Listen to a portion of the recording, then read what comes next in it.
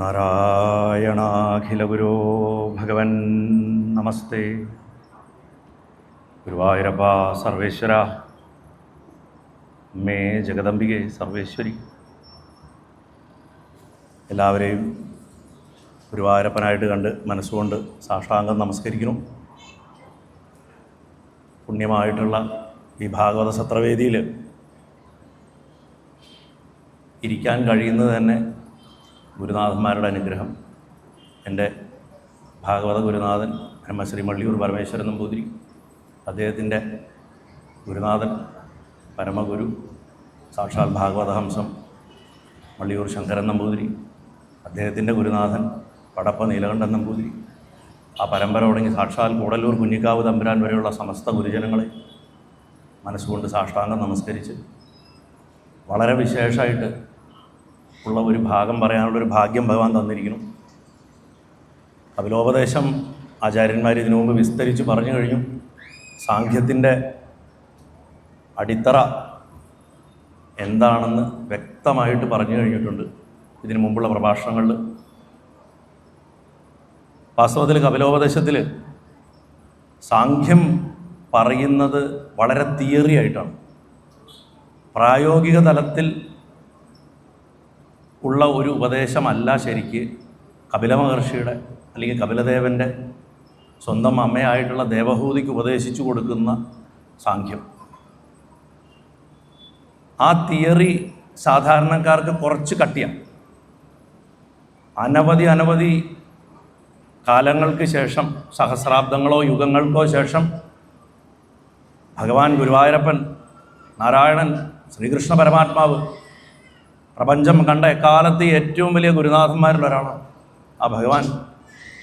സാഖ്യത്തിൻ്റെ പ്രായോഗിക തലത്തിന് നമ്മൾ മനുഷ്യർക്ക് ഉപദേശിച്ച് തരികയുണ്ടായത് തൻ്റേതായിട്ടുള്ള കൂട്ടിച്ചേർത്തലുകളോട് കൂടിയിട്ട്, കണ്ടെത്തലുകളോട് കൂടിയിട്ട്.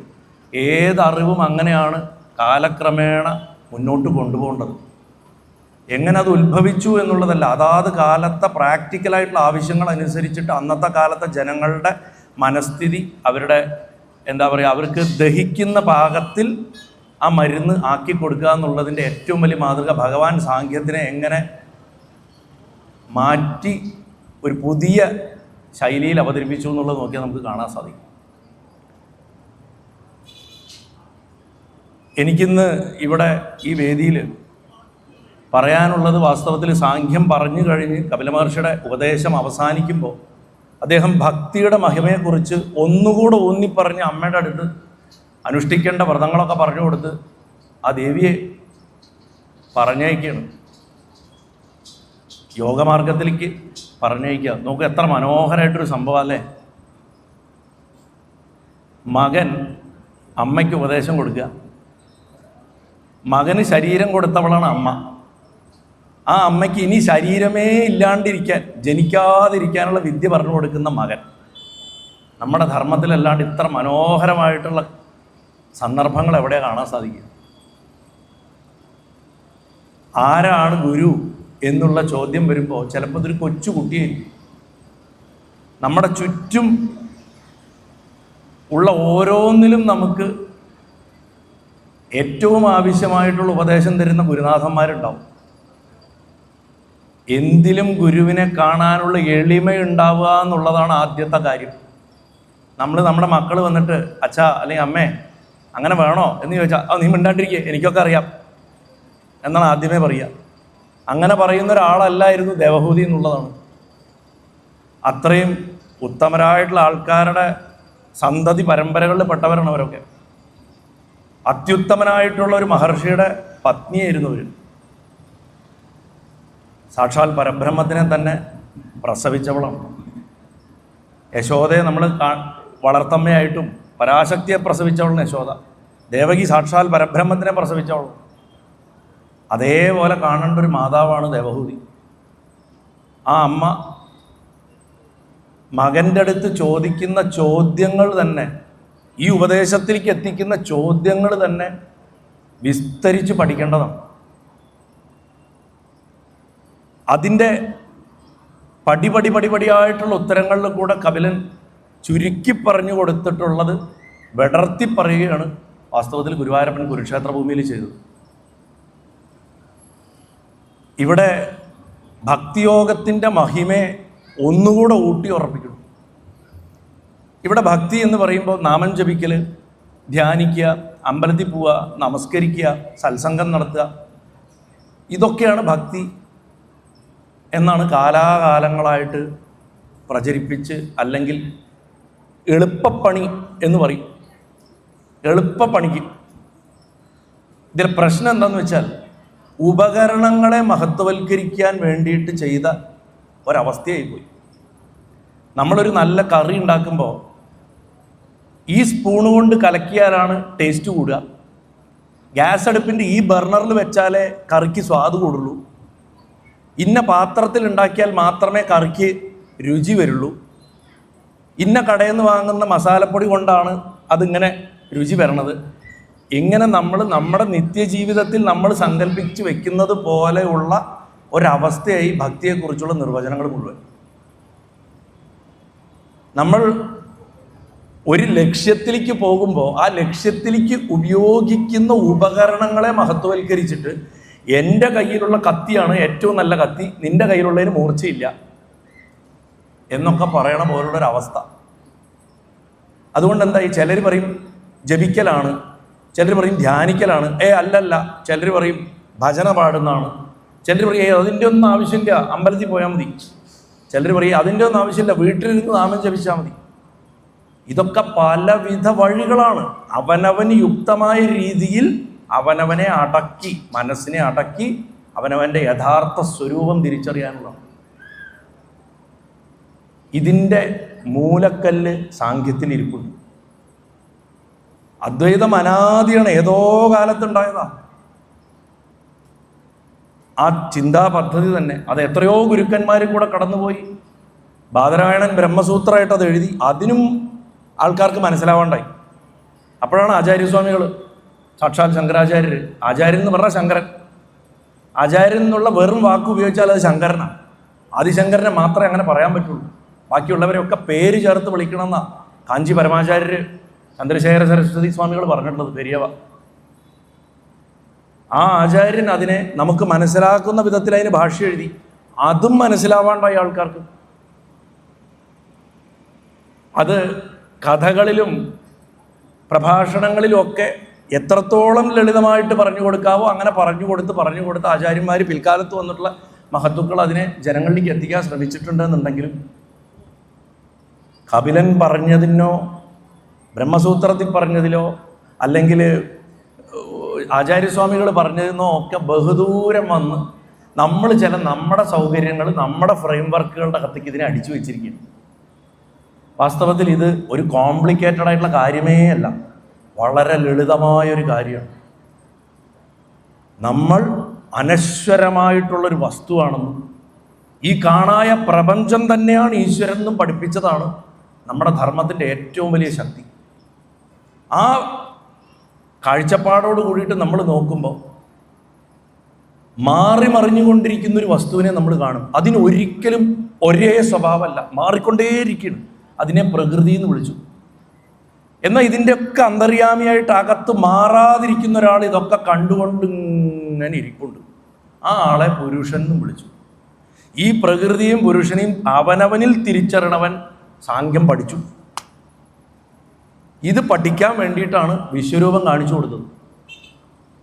ഞാൻ എല്ലാ പ്രഭാഷണങ്ങളിലും ആവർത്തിച്ച് പറഞ്ഞ ഒരു കാര്യമാണ്, വിശ്വരൂപം എന്ന് പറഞ്ഞാൽ ഒരു വടി കുത്തിയിട്ട് ഒരാൾ ഇങ്ങനെ നിൽക്കണമാതിരി നിന്നിട്ട് തല കുറേ കയ്യ് കാല്, ഇതൊന്നുമല്ല വിശ്വരൂപം. കാണുന്ന സകല വസ്തുക്കളിലും ഭഗവാനെ കാണാറാകുന്നതാണ് വിശ്വരൂപം. ഈ മരം ഭഗവാൻ, ലൗഡ് സ്പീക്കർ, വ്യാസപീഠം, മൈക്ക്, നിങ്ങളിരിക്കുന്ന ഓരോരുത്തർ, പക്ഷിമൃഗാദികൾ, ക്ഷേത്രം, അതിൻ്റെ പ്രാസാദം, അവിടെയുള്ള കടകളിലെ കളിപ്പാട്ട്, ഇങ്ങനെ ഓരോന്നിലും ഈശ്വരനെ കാണാനുള്ളൊരവസ്ഥ ഉണ്ടാക്കിയെടുത്താൽ അതാണ് വിശ്വരൂപ ധ്യാനം. കപില മഹർഷി അതിനുള്ള വഴിമരുന്നാണ് ഇട്ട് വെച്ചത്, ആ ട്രെയിനിങ്ങിനുള്ള വഴിമരുന്നാ. എന്നിട്ട് പറഞ്ഞു, അമ്മേ ഭക്തി അതാണ് പ്രധാനം. അപ്പോൾ ഭക്തി എന്താ? ഇങ്ങനെ കാണാൻ പഠിക്കലാണ് ഭക്തി. പ്രകാശത്തോട് ചേർന്നിരിക്കുന്ന അവസ്ഥ എന്നാണ് ഭക്തിയുടെ അർത്ഥം. ആരാധനയല്ല, നമ്മളൊക്കെ ആരാധനയാണ് ചെയ്യുന്നത്. ആരാധനയിലെ പ്രശ്നം എന്താ അറിയോ? ഞാൻ പല സ്ഥലത്തും പറയണ മാതിരി സിനിമയിലെ ഫാൻസ് അസോസിയേഷൻസ് പോലെയത്. നമ്മൾ ഏതെങ്കിലും ഒരു ദേവതാരൂപത്തിൻ്റെ ഫാനായിരിക്കും. അപ്പം മറ്റേ വ്യക്തിയുടെ സിനിമ ഇറങ്ങുമ്പോൾ പറയും അത് മോശം, എൻ്റെ നായകൻ്റെ സിനിമ മാത്രം നല്ലത്. ഈ അവസ്ഥയിൽ ആയതാണ് നമ്മുടെ ധർമ്മത്തിന് വന്ന ഏറ്റവും വലിയ ചുതി. ആരാധനയെന്ന് ഭക്തിയിലേക്ക് ഉയരാൻ അവനവൻ തന്നെ ശ്രമിക്കണം. പക്ഷെ നമ്മൾ ഭക്തനായോ അല്ലയോ എന്നുള്ള സർട്ടിഫിക്കറ്റ് തരേണ്ടത് ഭഗവാനാണ്. അത് നമ്മളല്ല ആ സർട്ടിഫിക്കറ്റ് വെക്കേണ്ടത്. അപ്പം കപില മഹർഷി പറയുക അമ്മയുടെ അടുത്ത്, അമ്മേ ഭക്തിയാണ് പരമമായിട്ടുള്ള പാത, അതിൻ്റെ മുകളിൽ മറ്റൊരു പാതയില്ല. എന്നാൽ ഭക്തിക്ക് ഒറ്റയ്ക്ക് പോകാൻ പറ്റുമോ? ഭക്തിക്ക് ഒറ്റയ്ക്ക് പോകാൻ പറ്റില്ല. ഭക്തിയിൽ ജ്ഞാനവും ചേരണം, കർമ്മവും ചേരണം. ചിലർ പറയും ഞാൻ കർമ്മയോഗിയാണ്, എനിക്ക് ഭക്തിയൊന്നുമില്ല, ഞാൻ എൻ്റെ സേവനം ചെയ്യണു പ്രപഞ്ചത്തിന്, ജനങ്ങൾക്ക്, എനിക്ക് എൻ്റെ വഴി ഇതാണ്. പക്ഷെ ഞാനിത് ചെയ്യണു എന്നവർ പറയുന്നവിടെ തന്നെ അവരുടെ കർമ്മയോഗം തകർന്ന് തരിപ്പണായി. അവർ ഫ്ലെക്സ് വയ്ക്കും, എന്ത് ചെയ്താലും ഫ്ലെക്സ് വയ്ക്കും. ഈ വിളക്കുകാല് ഞാനാണ് വെച്ചത്, ഇവിടെ ബസ് സ്റ്റോപ്പ് പണിത് ഞാനാണ്, ഇവിടെ തണ്ണീർപ്പന്തൽ വെച്ച് ഞാനാണ് എന്നൊക്കെ പറഞ്ഞിട്ട് അവർ ഫ്ലെക്സ് വയ്ക്കും. അപ്പോൾ സാമൂഹ്യ സേവനം നടത്തിയാൽ മോക്ഷം കിട്ടുമെന്ന് നിങ്ങൾ വിചാരിക്കരുത്. സാമൂഹ്യ സേവനം നടത്തി ആ സാമൂഹ്യ സേവനത്തിന് ഈശ്വരന് സമർപ്പിച്ചാൽ മാത്രമേ മോക്ഷം കിട്ടുള്ളൂ. ഈശ്വരന് സമർപ്പിക്കാൻ തുടങ്ങി അവിടെ ഭക്തി വന്നു. അപ്പോൾ ഭക്തി ഇല്ലാണ്ട് കർമ്മയോഗം പുഷ്ടിയാവില്ല. ഇനി അറിവ്, ഞാൻ ബ്രഹ്മമാണ് ബ്രഹ്മമാണ് ബ്രഹ്മമാണ് എന്ന് ആവർത്തിച്ച് പറഞ്ഞുകൊണ്ട് കാര്യമില്ല. ഒരു ദിവസം ആരംഭിച്ച് അത് അവസാനിച്ച് ഉറങ്ങി എണീക്കുന്ന സമയം വരെയും ഈ സ്വസ്വരൂപാനുസന്ധാനം, അവനവൻ്റെ സ്വരൂപത്തെ അനുസന്ധാനം ചെയ്യലും ചുറ്റുമുള്ളവരിൽ മുഴുവൻ അതേ സ്വരൂപത്തെ കാണുകയും ചെയ്യുന്ന പ്രക്രിയ ചെയ്തില്ലെങ്കിൽ ഞാൻ ജ്ഞാനി നീ വിഡ്ഢി എന്നായ അവിടെയും ജ്ഞാനത്തിൻ്റെ പണി കഴിഞ്ഞു. ഇത് ചെയ്താൽ ഭക്തിയായി. അപ്പം ഭക്തി ഉണ്ടെങ്കിലേ അവിടെ ജ്ഞാനത്തിനും രക്ഷയുള്ളൂ. യഥാർത്ഥ ഭക്തൻ ഇത് തന്നെ താനെ ഉണ്ടായി വരും, കഷ്ടപ്പെടേണ്ട ആവശ്യമില്ല. എൻ്റെ ഗുരുവായൂരപ്പ രാവിലെ എഴുന്നേറ്റ് ചെയ്യണത് മുഴുവൻ നിനക്ക് 1 മണിക്കൂർ കഴിഞ്ഞ് ഓർമ്മ വന്നു, ഇത്ര നേരം ചെയ്തതൊക്കെ നിനക്ക്, ഇനി ചെയ്യാൻ പോണ 1 മണിക്കൂറിൻ്റെ പണിയും നിനക്ക്, എല്ലാം നിനക്ക് അവർ കൊടുക്കാം. നല്ലത് ചീത്ത നോക്കാതെ സമർപ്പണം ചെയ്തുകൊണ്ടേയിരിക്കുക. കല്ലേറ് കിട്ടിയാലും പൂമാല കിട്ടിയാലും അപമാനം കിട്ടിയാലും അംഗീകാരം കിട്ടിയാലും സന്തോഷം വന്നാലും ദുഃഖം വന്നാലും ഭഗവാന് കൊടുത്ത് ഉള്ളു ശുദ്ധാക്കി വെച്ചുകൊണ്ടിരിക്കുക, ഒഴിച്ചിട്ടുകൊണ്ടിരിക്കുക. ഇത് ചെയ്യാൻ എന്ന് പരിശീലിക്കാൻ തുടങ്ങണോ അന്ന് നമ്മൾ ഭക്തിയുടെ രാജപാതയിലേക്ക് കയറി. ഈ സമർപ്പണത്തിനെയാണ് അമ്മയ്ക്ക് പറഞ്ഞു കൊടുക്കുന്നത്. ആലോചിച്ച് നോക്കണം, ദേവഹൂതി എന്ന് പറഞ്ഞാൽ എത്ര ഉയർന്ന ഒരു ആത്മാവാണ്. അവരൊരു സാധാരണ സ്ത്രീയല്ല. ആ അമ്മ പറയാണ്, ഞാൻ ലൗകികതയെ പെട്ടുപോയി മോനെ, അറ്റാച്ച്മെൻറ്റുകളിൽ ഞാൻ പെട്ടുപോയി, എനിക്കിതിന്ന് രക്ഷപ്പെടണം, ചുരുങ്ങിയ കാലം കൊണ്ട് എനിക്കിതിന്ന് പുറത്ത് കിടക്കണം. നീ സാക്ഷാൽ പരബ്രഹ്മം എൻ്റെ ഗർഭത്തിൽ ഊറി, ഞാൻ നിന്നെ പ്രസവിച്ചു, നീ എനിക്ക് ഗുരുവാണ്, നീ എനിക്ക് പറഞ്ഞതാന്നാണ് പറയണത്. ആ അമ്മയുടെ മഹത്വം ആലോചിച്ച് നോക്കാം. അമ്മയും മകനെ എല്ലാവരും മനസ്സുകൊണ്ട് സാഷ്ടാംഗം നമസ്കരിക്കും. താന വിനയം വരും, താന ഭക്തി വരും. കപില വാസുദേവൻ സാക്ഷാൽ ഭഗവാൻ ഗുരുവായൂരപ്പൻ. ആ ഭഗവാനെ പ്രസവിക്കാൻ ഭാഗ്യം ചെയ്ത അമ്മ ആ ഭാഗ്യത്തിൻ്റെ പൂർത്തീകരണം വരുത്തുന്ന എങ്ങനെയാ നോക്കൂ. മകനെ എനിക്ക് ഉപദേശം എന്താ, എന്നെ ഈ ചക്രത്തിൽ നിന്ന് രക്ഷിക്കുക. അപ്പോഴാണ് അമ്മ അമ്മയാവണത്. തൻ്റെ മകൻ ആരാണെന്ന് തിരിച്ചറിഞ്ഞ് അപ്പോഴാണ് ആ അമ്മയുടെ ജീവിതം സാർത്ഥകമായിട്ട് തീരുന്നത്.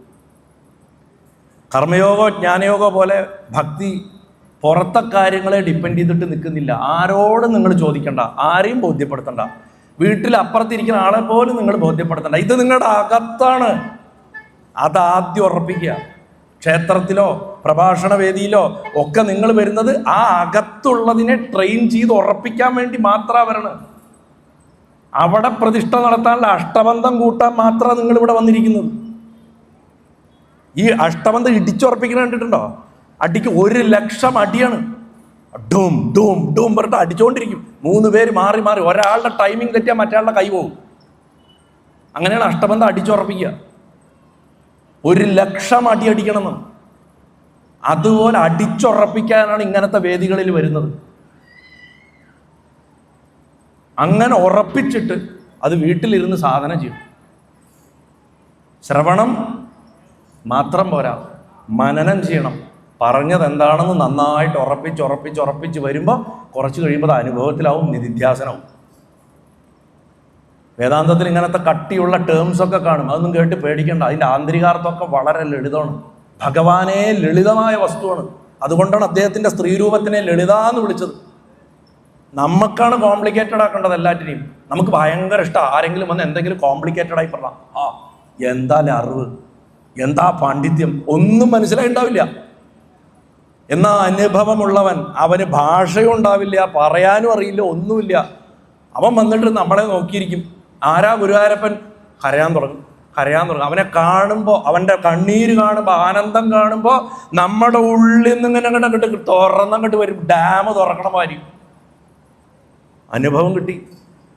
പല സ്ഥലത്തും പറയാറുണ്ട് ഞാൻ മധുരം എന്താന്ന്. ഇതപ്പം മധുരം അറിയാത്തൊരു കൊച്ചുകുട്ടി ജനിച്ച ഉടനെ അതിന് മധുരം എന്താണെന്ന് അറിയില്ല. അതിനെ ഒരു 20 വയസ്സ് വരെ മധുരം എന്താണെന്ന് അറിയിക്കാണ്ട് വളർത്തുക. എന്നിട്ട് കുറേ പുസ്തകം കൊടുക്കുക, മധുരത്തിനെ കുറിച്ചുള്ള പുസ്തകങ്ങൾ. എന്താണ് മധുരം? കുറേ എസ്സേകൾ, കുറേ പുസ്തകം, കുറേ പ്രഭാഷണം കേൾപ്പിക്കുക. ഇതൊക്കെ ചെയ്താലും കുട്ടിക്ക് മധുരം എന്താണെന്ന് മനസ്സിലാവില്ല. നേരെ മറിച്ച് ആ കുട്ടി അടുക്കളയ്ക്ക് കൊണ്ടുപോവുക, പഞ്ചസാര പാത്രം തുറക്കുക, ഒരു സ്പൂണ് പഞ്ചസാര എടുക്കുക, വായിലിട്ട് കൊടുക്കുക. കിട്ടിയോ? അതാണ് മധുരം എന്ന് പറയുക. ഇത് ചെയ്യാനാണ് നമ്മൾ ശ്രമിക്കേണ്ടത്. അനുഭവം ഉണ്ടാക്കണം. ആ അനുഭവത്തിന് വേണ്ടിയിട്ടാണ് ഭക്തിയെ പ്രാക്ടീസ് ചെയ്യേണ്ടത്. കർമ്മം ബാഹ്യമാണ്, ജ്ഞാനത്തിൻ്റെ ചർച്ചകളും ബാഹ്യമാണ്. പക്ഷെ അത് അകത്ത് ഉറപ്പിച്ചാൽ ഭക്തിയോട് ചേർന്നതായത്. ഭക്തി ഇൻറ്റേർണൽ പ്രോസസ്സാണ്. അത് ഒരു തവണ ഉണ്ടായാലും പോലെ നിരന്തരാഭ്യാസമാണ്. നിങ്ങൾക്കിനി സമാധി അനുഭവിച്ചു, നിങ്ങൾക്ക് സാക്ഷാത്കാരം കിട്ടി, നിങ്ങൾക്ക് ഭഗവാനെ കാണാൻ പറ്റി, അതൊക്കെ ആയാൽ പോലും നിരന്തരാഭ്യാസമാണ്. അതുകൊണ്ടാണ് തിയറി മാത്രമേ അറിയുള്ളൂ ഭട്ടതിരിപ്പാടിന്. ഒന്നാമത്തെ ദിവസം വരുമ്പോൾ ആ ഗുരുവായൂർ ക്ഷേത്രത്തിൻ്റെ പുറത്തെ ബലിക്കല്ലിൻ്റെ സൈഡിൽ ചുട്ടുപഴുത്ത മണലിൽ, അന്ന് നടപ്പന്തലില്ല, ഇന്നത്തെ അമ്പലമല്ല, ഗുരുവായൂരപ്പൻ്റെ ഇന്നത്തെ അമ്പലം ഭട്ടതിരി കണ്ടിട്ടില്ല. അതൊക്കെ 17-ാം നൂറ്റാണ്ടിൽ പുതുക്കിപ്പണിതാണ് നിങ്ങൾ ഈ കാണുന്ന ഇന്നത്തെ ശ്രീകോവിലൊക്കെ. അന്ന് അദ്ദേഹത്തിനെ ഒരു ഓലക്കുട കൊണ്ടുവന്നിട്ട് ആ മണലിൽ വിരിച്ചിരുത്തുക ചെയ്ത്. എന്താ അകത്ത് കയറ്റിയിരുത്താൻ? ഇന്നിപ്പോൾ നമ്മൾ നാലമ്പലം കടന്ന് അകത്ത് കയറുന്ന വശത്താണ് ഭട്ടതിരി എന്ന് എഴുതിയത് പറയും. അവിടെയല്ല ആദ്യം ഇരുന്നത്. കാരണം ശരീരം തളർന്നവനാണ്, ഉമിനീരിന് പോലും നിയന്ത്രണമില്ല, വാഴയുടെ സൈഡിൽ കൂടെ ഇങ്ങനെ ഒലിച്ചുകൊണ്ടിരിക്കും. അങ്ങനെയാണ് കൊണ്ടുവന്നിരുത്തണത് അനിയൻ. അപ്പോൾ അശുദ്ധവും ഉള്ളിൽ. കുളിപ്പിച്ച് കൊണ്ടുവന്നിരുത്തിയാലും വശത്തു കൂടെ ഒലിക്കും. അതുകൊണ്ട് അവിടെയാണ് ആദ്യത്തെ 10-12 ദിവസം ഇരുന്നിരിക്കുന്നത്. അവിടെ ഇരുന്ന് എഴുതിയിട്ടാണ് അത് നിയന്ത്രിച്ച് മാറി അകത്തേക്ക് കയറിയിരുന്നത്. എന്നാലും ആ ഒന്നാമത്തെ ദിവസം അവിടെ ഇരിക്കുമ്പോൾ പാടിയത് എന്താ? സാന്ദ്രാനന്ദാവബോധാത്മകം അനുഭവിതം. നിങ്ങൾക്ക് എല്ലാവർക്കും അറിയണ ശ്ലോക. അത് തിയറിയാ. അദ്ദേഹം പഠിച്ചത് പറഞ്ഞു എന്നേ ഉള്ളൂ. കട്ട പിടിച്ച് കിടക്കണ ആനന്ദം ഇതാ മനുഷ്യ ശരീരമാകുന്ന ഗുരുവായ വായു ഓടുന്ന ഇതിൻ്റെ ഉള്ളിൽ ബ്രഹ്മതത്വമായിട്ടിരിക്കണു. തൃശ്ശൂർ ജില്ലയിലെ ഗുരുവായൂർ എന്ന് പറഞ്ഞ സ്ഥലമല്ല ഭട്ടതിരി പറഞ്ഞത്, നമ്മുടെ ഓരോരുത്തരുടെ ശരീരമാണത്. പക്ഷെ അത് അദ്ദേഹത്തിന് അപ്പോഴും വായിച്ചറിവോ പറഞ്ഞറിവോ ആയിരുന്നു, അനുഭവത്തിൽ വന്നിട്ടില്ല. പക്ഷെ ഓരോ ദശകം കടക്കും തോറും അനുഭവമായി മാറി 99 ദിവസം കഴിഞ്ഞപ്പോൾ 100ാമത്തെ ദിവസം രാവിലെ അദ്ദേഹം അത് അനുഭവമായിട്ട് അനുഭവിച്ചു. അപ്പോഴാണ് പറയണത് അഗ്രേ പശ്യാമി എന്ന് പറഞ്ഞിട്ട് അങ്ങോട്ട് തുടങ്ങണത് അങ്ങനെയാണ്. സഹസ്രാരം വിരിയുമ്പോൾ കാണുന്ന വെളിച്ചം തേജോ നിബിഡതരകളായാവലീലോവനീയം. കരിങ്കൂവളപ്പൂക്കളുടെ നിറാണ് സഹസ്രാര ചക്രത്തിന്. അവിടെ അപ്പ ജനിച്ച പോലെ സദ്യോജാതം പ്രപദ്യാമി എന്ന് പറയും. സദ്യോജാത മന്ത്രം മഹാദേവൻ്റെ ഇപ്പ ജനിച്ച കുട്ടി. ഈശ്വരൻ എപ്പോഴും അത്രയും ഫ്രഷാണ്. അതുകൊണ്ടാണ് അതിന് തൊട്ട് മുമ്പുള്ള അധ്യായത്തിൽ പ്രതിനിമിഷ നവീനായ ഭർത്രേ. കാണുമ്പോൾ ഒക്കെ എപ്പോൾ നോക്കിയാലും പുതുതായിട്ട് തോന്നുന്നവനെ. ഈശ്വരൻ എങ്ങനെയാണ്? ഈശ്വരനെ മടുക്കില്ല. അങ്ങനെ കണ്ടറിഞ്ഞു കഴിഞ്ഞിട്ട് അനുഭവിച്ചു കഴിഞ്ഞിട്ട് ഇതൊക്കെ പറഞ്ഞിട്ട് അവസാനം ആ ചോദിച്ച ആ വരമുണ്ടല്ലോ, ആ വരത്തിൽ കിടക്കുന്നുണ്ട്. എന്തുകൊണ്ട് ഭക്തി നിരന്തരാഭ്യാസമാവണം? യോഗീന്ദ്രാണ എന്നുള്ള ശ്ലോകത്തിൽ വരും, നിത്യം ചിത്തസ്ഥിതമ്മേ, എന്നും എൻ്റെ മനസ്സിൽ ഇരിക്കണേ, പവനപുരപതയെ കൃഷ്ണ കാരുണ്യ സിന്ധോ എന്ന് പറഞ്ഞിട്ട് എൻ്റെ മനസ്സിൻ്റെ താപത്തെ നശിപ്പിക്കണേന്ന് പറഞ്ഞാൽ എന്താ വെച്ചാൽ മായയെ പോയി പെടുമ്പോഴാണ് ഈ എരിച്ചിലും ചൂടൊക്കെ ഉണ്ടാവണത്. കൃത്വ നിശേഷ താപാൽ എന്ന് പറഞ്ഞിട്ട് ഒരൊറ്റ വരേ ചോദിക്കുന്നുള്ളൂ. നമ്മൾ പറഞ്ഞ മാതിരി സമ്പത്തിൻ്റെ ലക്ഷ്മിയെ ചോദിച്ചില്ല.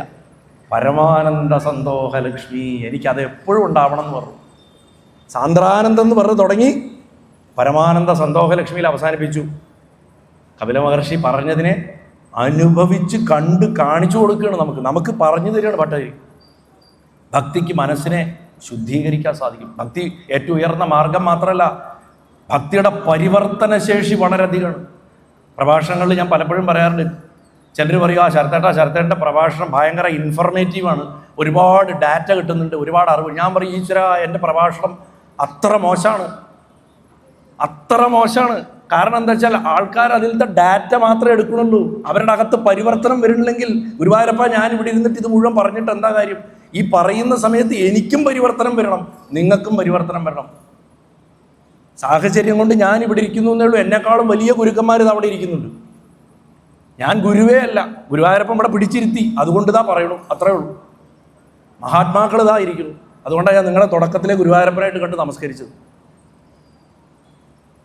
അപ്പോൾ ട്രാൻസ്ഫർമേഷൻ സംഭവിക്കണം. അകത്ത് പരിവർത്തനം വരാണ്ട 4000 സപ്താഹത്തിലും 5000 സത്രത്തിലും പങ്കെടുത്തിട്ട് കാര്യമില്ല. അകത്ത് മാറ്റം വരണം. അകത്ത് മാറ്റം വരാത്തവന് പുറത്തും മാറ്റം വരില്ല. അവനവനെ ചതിക്കാതിരിക്കുക എന്ന് പറയുന്നൊരവസ്ഥയുണ്ട്. ആത്മവഞ്ചന ചെയ്യാതിരിക്കുക. ആത്മവഞ്ചന ചെയ്യാത്തവൻ പുറത്ത് ആരെയും വഞ്ചിക്കില്ല. ആത്മവഞ്ചന ചെയ്യണവൻ പുറത്ത് ആരെയും ചതിക്കും. അതുകൊണ്ട് ആദ്യം അവനവനെ ചതിക്കാതിരിക്കാൻ പഠിക്കുക. ആധ്യാത്മികതയുടെ ആദ്യ ചുവടാണ്. കാരണം ആധ്യാത്മികതയിൽ നിന്ന് ഏറ്റവും കൂടുതൽ ആൾക്കാർ അവനവനെ ചതിച്ചുകൊണ്ടിരിക്കുന്നു. അവനവനെ. അതുകൊണ്ട് എന്ത് സംഭവിക്കുന്നു? എത്രയോ പേര് സാധാരണക്കാർ ഇവരെ വിശ്വസിച്ച് അവർ ചതിക്കപ്പെടുന്നു. ഭൗതിക ജീവിതത്തിൽ ചതിക്കണേക്കാട്ടിലും ഭയാനകമാണ് ആധ്യാത്മികതയിലുള്ള ചതിയും അഹങ്കാരവും. കാരണം മനുഷ്യൻ ജീവിക്കുന്നത് പ്രത്യാശയില. അത്ര ദുരിതങ്ങളുടെ ഇടയിലാണ് ഒന്ന് ചിരിക്കാനും ഒന്ന് ആശ്വസിക്കാനുള്ള അവസരം തേടി നടക്കുന്നത്. ആ ആശ്വാസത്തിന് വേണ്ടി ചെല്ലുന്നവനാണ് അനുഭവമില്ലാണ്ട വർത്തമാനം പറയുന്നത്. അപ്പം ട്രാൻസ്ഫോർമേഷന് വേണ്ടിയിട്ടായിരിക്കണം ഭക്തി എന്ന ബോധത്തോട് കൂടിയിട്ട് വേണം പറയണവനും കേൾക്കണവനും വർത്തിക്കേണ്ടത്. ഇല്ലെങ്കിൽ നടക്കില്ല. മറ്റ് കർമ്മങ്ങളുടെ പദ്ധതികളുമായിട്ട് കപില മഹർഷി തട്ടിച്ചു പറയുന്നുണ്ട്. കർമ്മത്തിൻ്റെ പദ്ധതി എന്ന് പറഞ്ഞു കഴിഞ്ഞാൽ അവനവനെ എന്ന് വിചാരിക്കാതെ, വേദങ്ങൾ പറഞ്ഞു അഗ്നയേ ഇതം നമമ, ഇതെൻ്റെ അല്ല അഗ്നേ, അങ്ങയുടെ ആണെന്ന് പറഞ്ഞാൽ ഓരോ ആഹുതിയും കൊടുക്കണം. ഇതുപോലെ നിങ്ങൾക്ക് ചെയ്യാൻ സാധിക്കൂ. നിങ്ങൾക്ക് ഏത് ആർഭാട ജീവിതം. ഇന്ന് നമ്മുടെ നാട്ടിലെ പ്രശ്നം എന്താ വെച്ചാൽ നമ്മൾ സോഷ്യലിസം കലർത്തി ഭക്തിയിൽ. നമ്മുടെ വിചാരം ദരിദ്രനായാലേ ഭക്തി ഉണ്ടാവുള്ളൂ.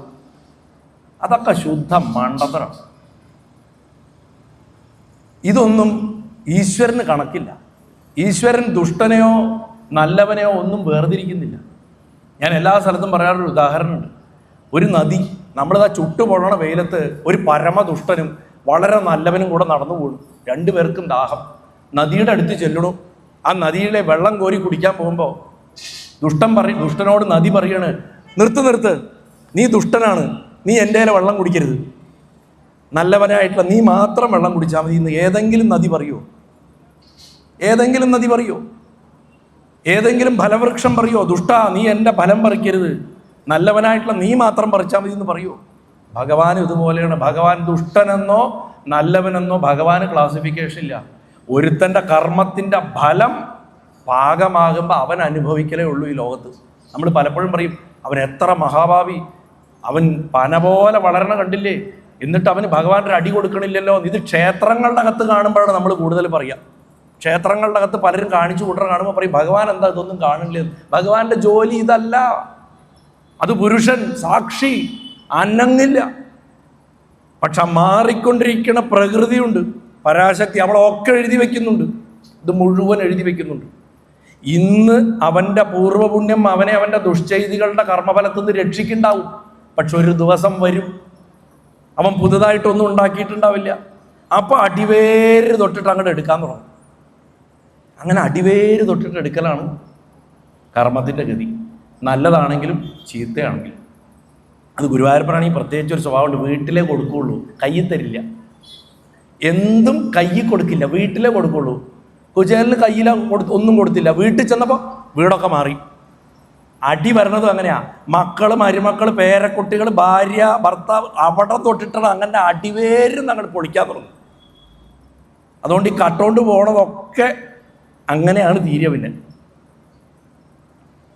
അതാരാണെങ്കിലും ശരി, ഭഗവാന്റെ തോളത്ത് കയറ്റി നടക്കണമെന്ന് വിചാരിക്കണവരാണെങ്കിലും ശരി, 1 മൈൽ ദൂരെ നിന്നിട്ട് ഒക്കെ ഭഗവാൻ എന്ന് പറഞ്ഞിട്ട് അപ്പുറത്ത് വേണ്ടാത്തരം കാണിക്കണവനാണെങ്കിലും ശരി. അപ്പം കർമ്മത്തിൻ്റെ ഗതി എന്ന് പറയുന്നത് നിസ്വാർത്ഥതയിൽ ഊന്നിയതായിരിക്കണം. പക്ഷെ കർമ്മം ഗ്യാരണ്ടി തരുന്നില്ല. കർമ്മം ഒരിക്കലും മോക്ഷത്തിന് ഗ്യാരണ്ടി തരുന്നില്ല. മോക്ഷം എന്ന് പറഞ്ഞു കഴിഞ്ഞാൽ സർവം മനസ്സുകൊണ്ട് ഉപേക്ഷിച്ച് മനസ്സിനെ ഉപേക്ഷിച്ചിരിക്കുക എന്നർത്ഥം. മരിച്ചു പോകുക എന്നർത്ഥം എടുക്കരുത്. അനവധി കാലങ്ങളായിട്ട് നമ്മുടെ നാട്ടിലെ ആൾക്കാരുടെ മനസ്സിൽ കയറിക്കൊണ്ടിട്ടുള്ള തെറ്റിദ്ധാരണയാണ് മോക്ഷം എന്ന് പറഞ്ഞാൽ മരിക്കുക എന്നാണ്. ഒരാവശ്യമില്ല. നിങ്ങൾ ജീൻസ് പാൻറ് ഇട്ടിട്ട്, ചുരിദാർ ഇട്ടിട്ട്, ടീഷർട്ട് ഇട്ടിട്ട്, മെഴ്സീഡീസ് ബെൻസ് ഓടിച്ചിട്ട്, ഹോട്ടലിൽ പോയി ഭക്ഷണം കഴിച്ച് നിങ്ങൾ നടന്നാലും നിങ്ങളുടെ അകത്ത് എന്താണെന്നുള്ളത്, ദാറ്റ്സ് വാട്ട് മാറ്റേഴ്സ്. ഞാൻ ആധുനിക കാലത്തെ കുട്ടികളോടാണ് ഈ പറയണത്. അവിടെ പരിശീലിക്കണം. അകത്ത് പരിശീലിച്ചാൽ താനെ പുറത്തെ പാളികളൊക്കെ കാലക്രമേണ അടർന്നു വീഴോളൂ. അല്ലാണ്ട് നിങ്ങൾ എന്തിനേയും നിർബന്ധിച്ച് അടിച്ചേൽപ്പിച്ച് ഫോഴ്സ് ചെയ്തിട്ട് കാര്യമില്ല. ആ ആഗ്രഹങ്ങളുടെ വിത്തുകൾ അവിടെ കിടക്കും. വീണ്ടും ആരും കാണില്ല എന്ന് ഉറപ്പ് വരുമ്പോൾ മുളയ്ക്കും.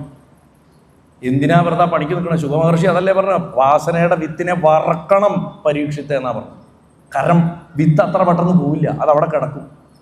ആരും ശ്രദ്ധിക്കാനില്ല എന്ന് കാണുമ്പോൾ അനുകൂല സാഹചര്യം വരുമ്പോൾ നമ്മുടെ കയ്യിലിരിപ്പ് പുറത്തു വരും. അത് വരരുത്.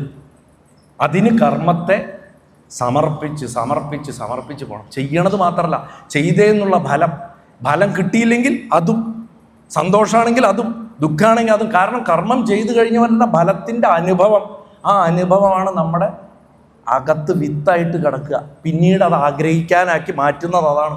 അത് പൂർവ്വജന്മത്തിലാവാം, ഈ ജന്മത്തിലാവാം. വീട്ടിൽ വളർത്തുന്ന നായ വീട്ടിലെ ഉടമസ്ഥനെ കയ്യിൽ ഒരു ബ്ലേഡ് കൊണ്ട് മുറിഞ്ഞിരിക്കുമ്പോൾ അത് വന്ന് നക്കാണ്. രക്തത്തിൻ്റെ രുചി കിട്ടി. പിന്നെ അത് തരം കിട്ടിയാൽ കടിക്കും. രുചി അറിഞ്ഞാൽ അത് കടിക്കും. അതേപോലെയാണ് മനുഷ്യൻ്റെ. രുചി അറിഞ്ഞോ പൊട്ടും. ഇന്നല്ലെങ്കിൽ നാളെ പൊട്ടും. ഇനി നാളെ അല്ലെങ്കിൽ അടുത്ത ജന്മത്തിലെങ്കിലും പൊട്ടും. അതുകൊണ്ട് ഇന്നേ അതിനെ വറക്കണമെങ്കിൽ ഭഗവാങ്കലേക്ക് സമർപ്പിക്കണം, ബ്രഹ്മത്തിലേക്ക് സമർപ്പിക്കണം.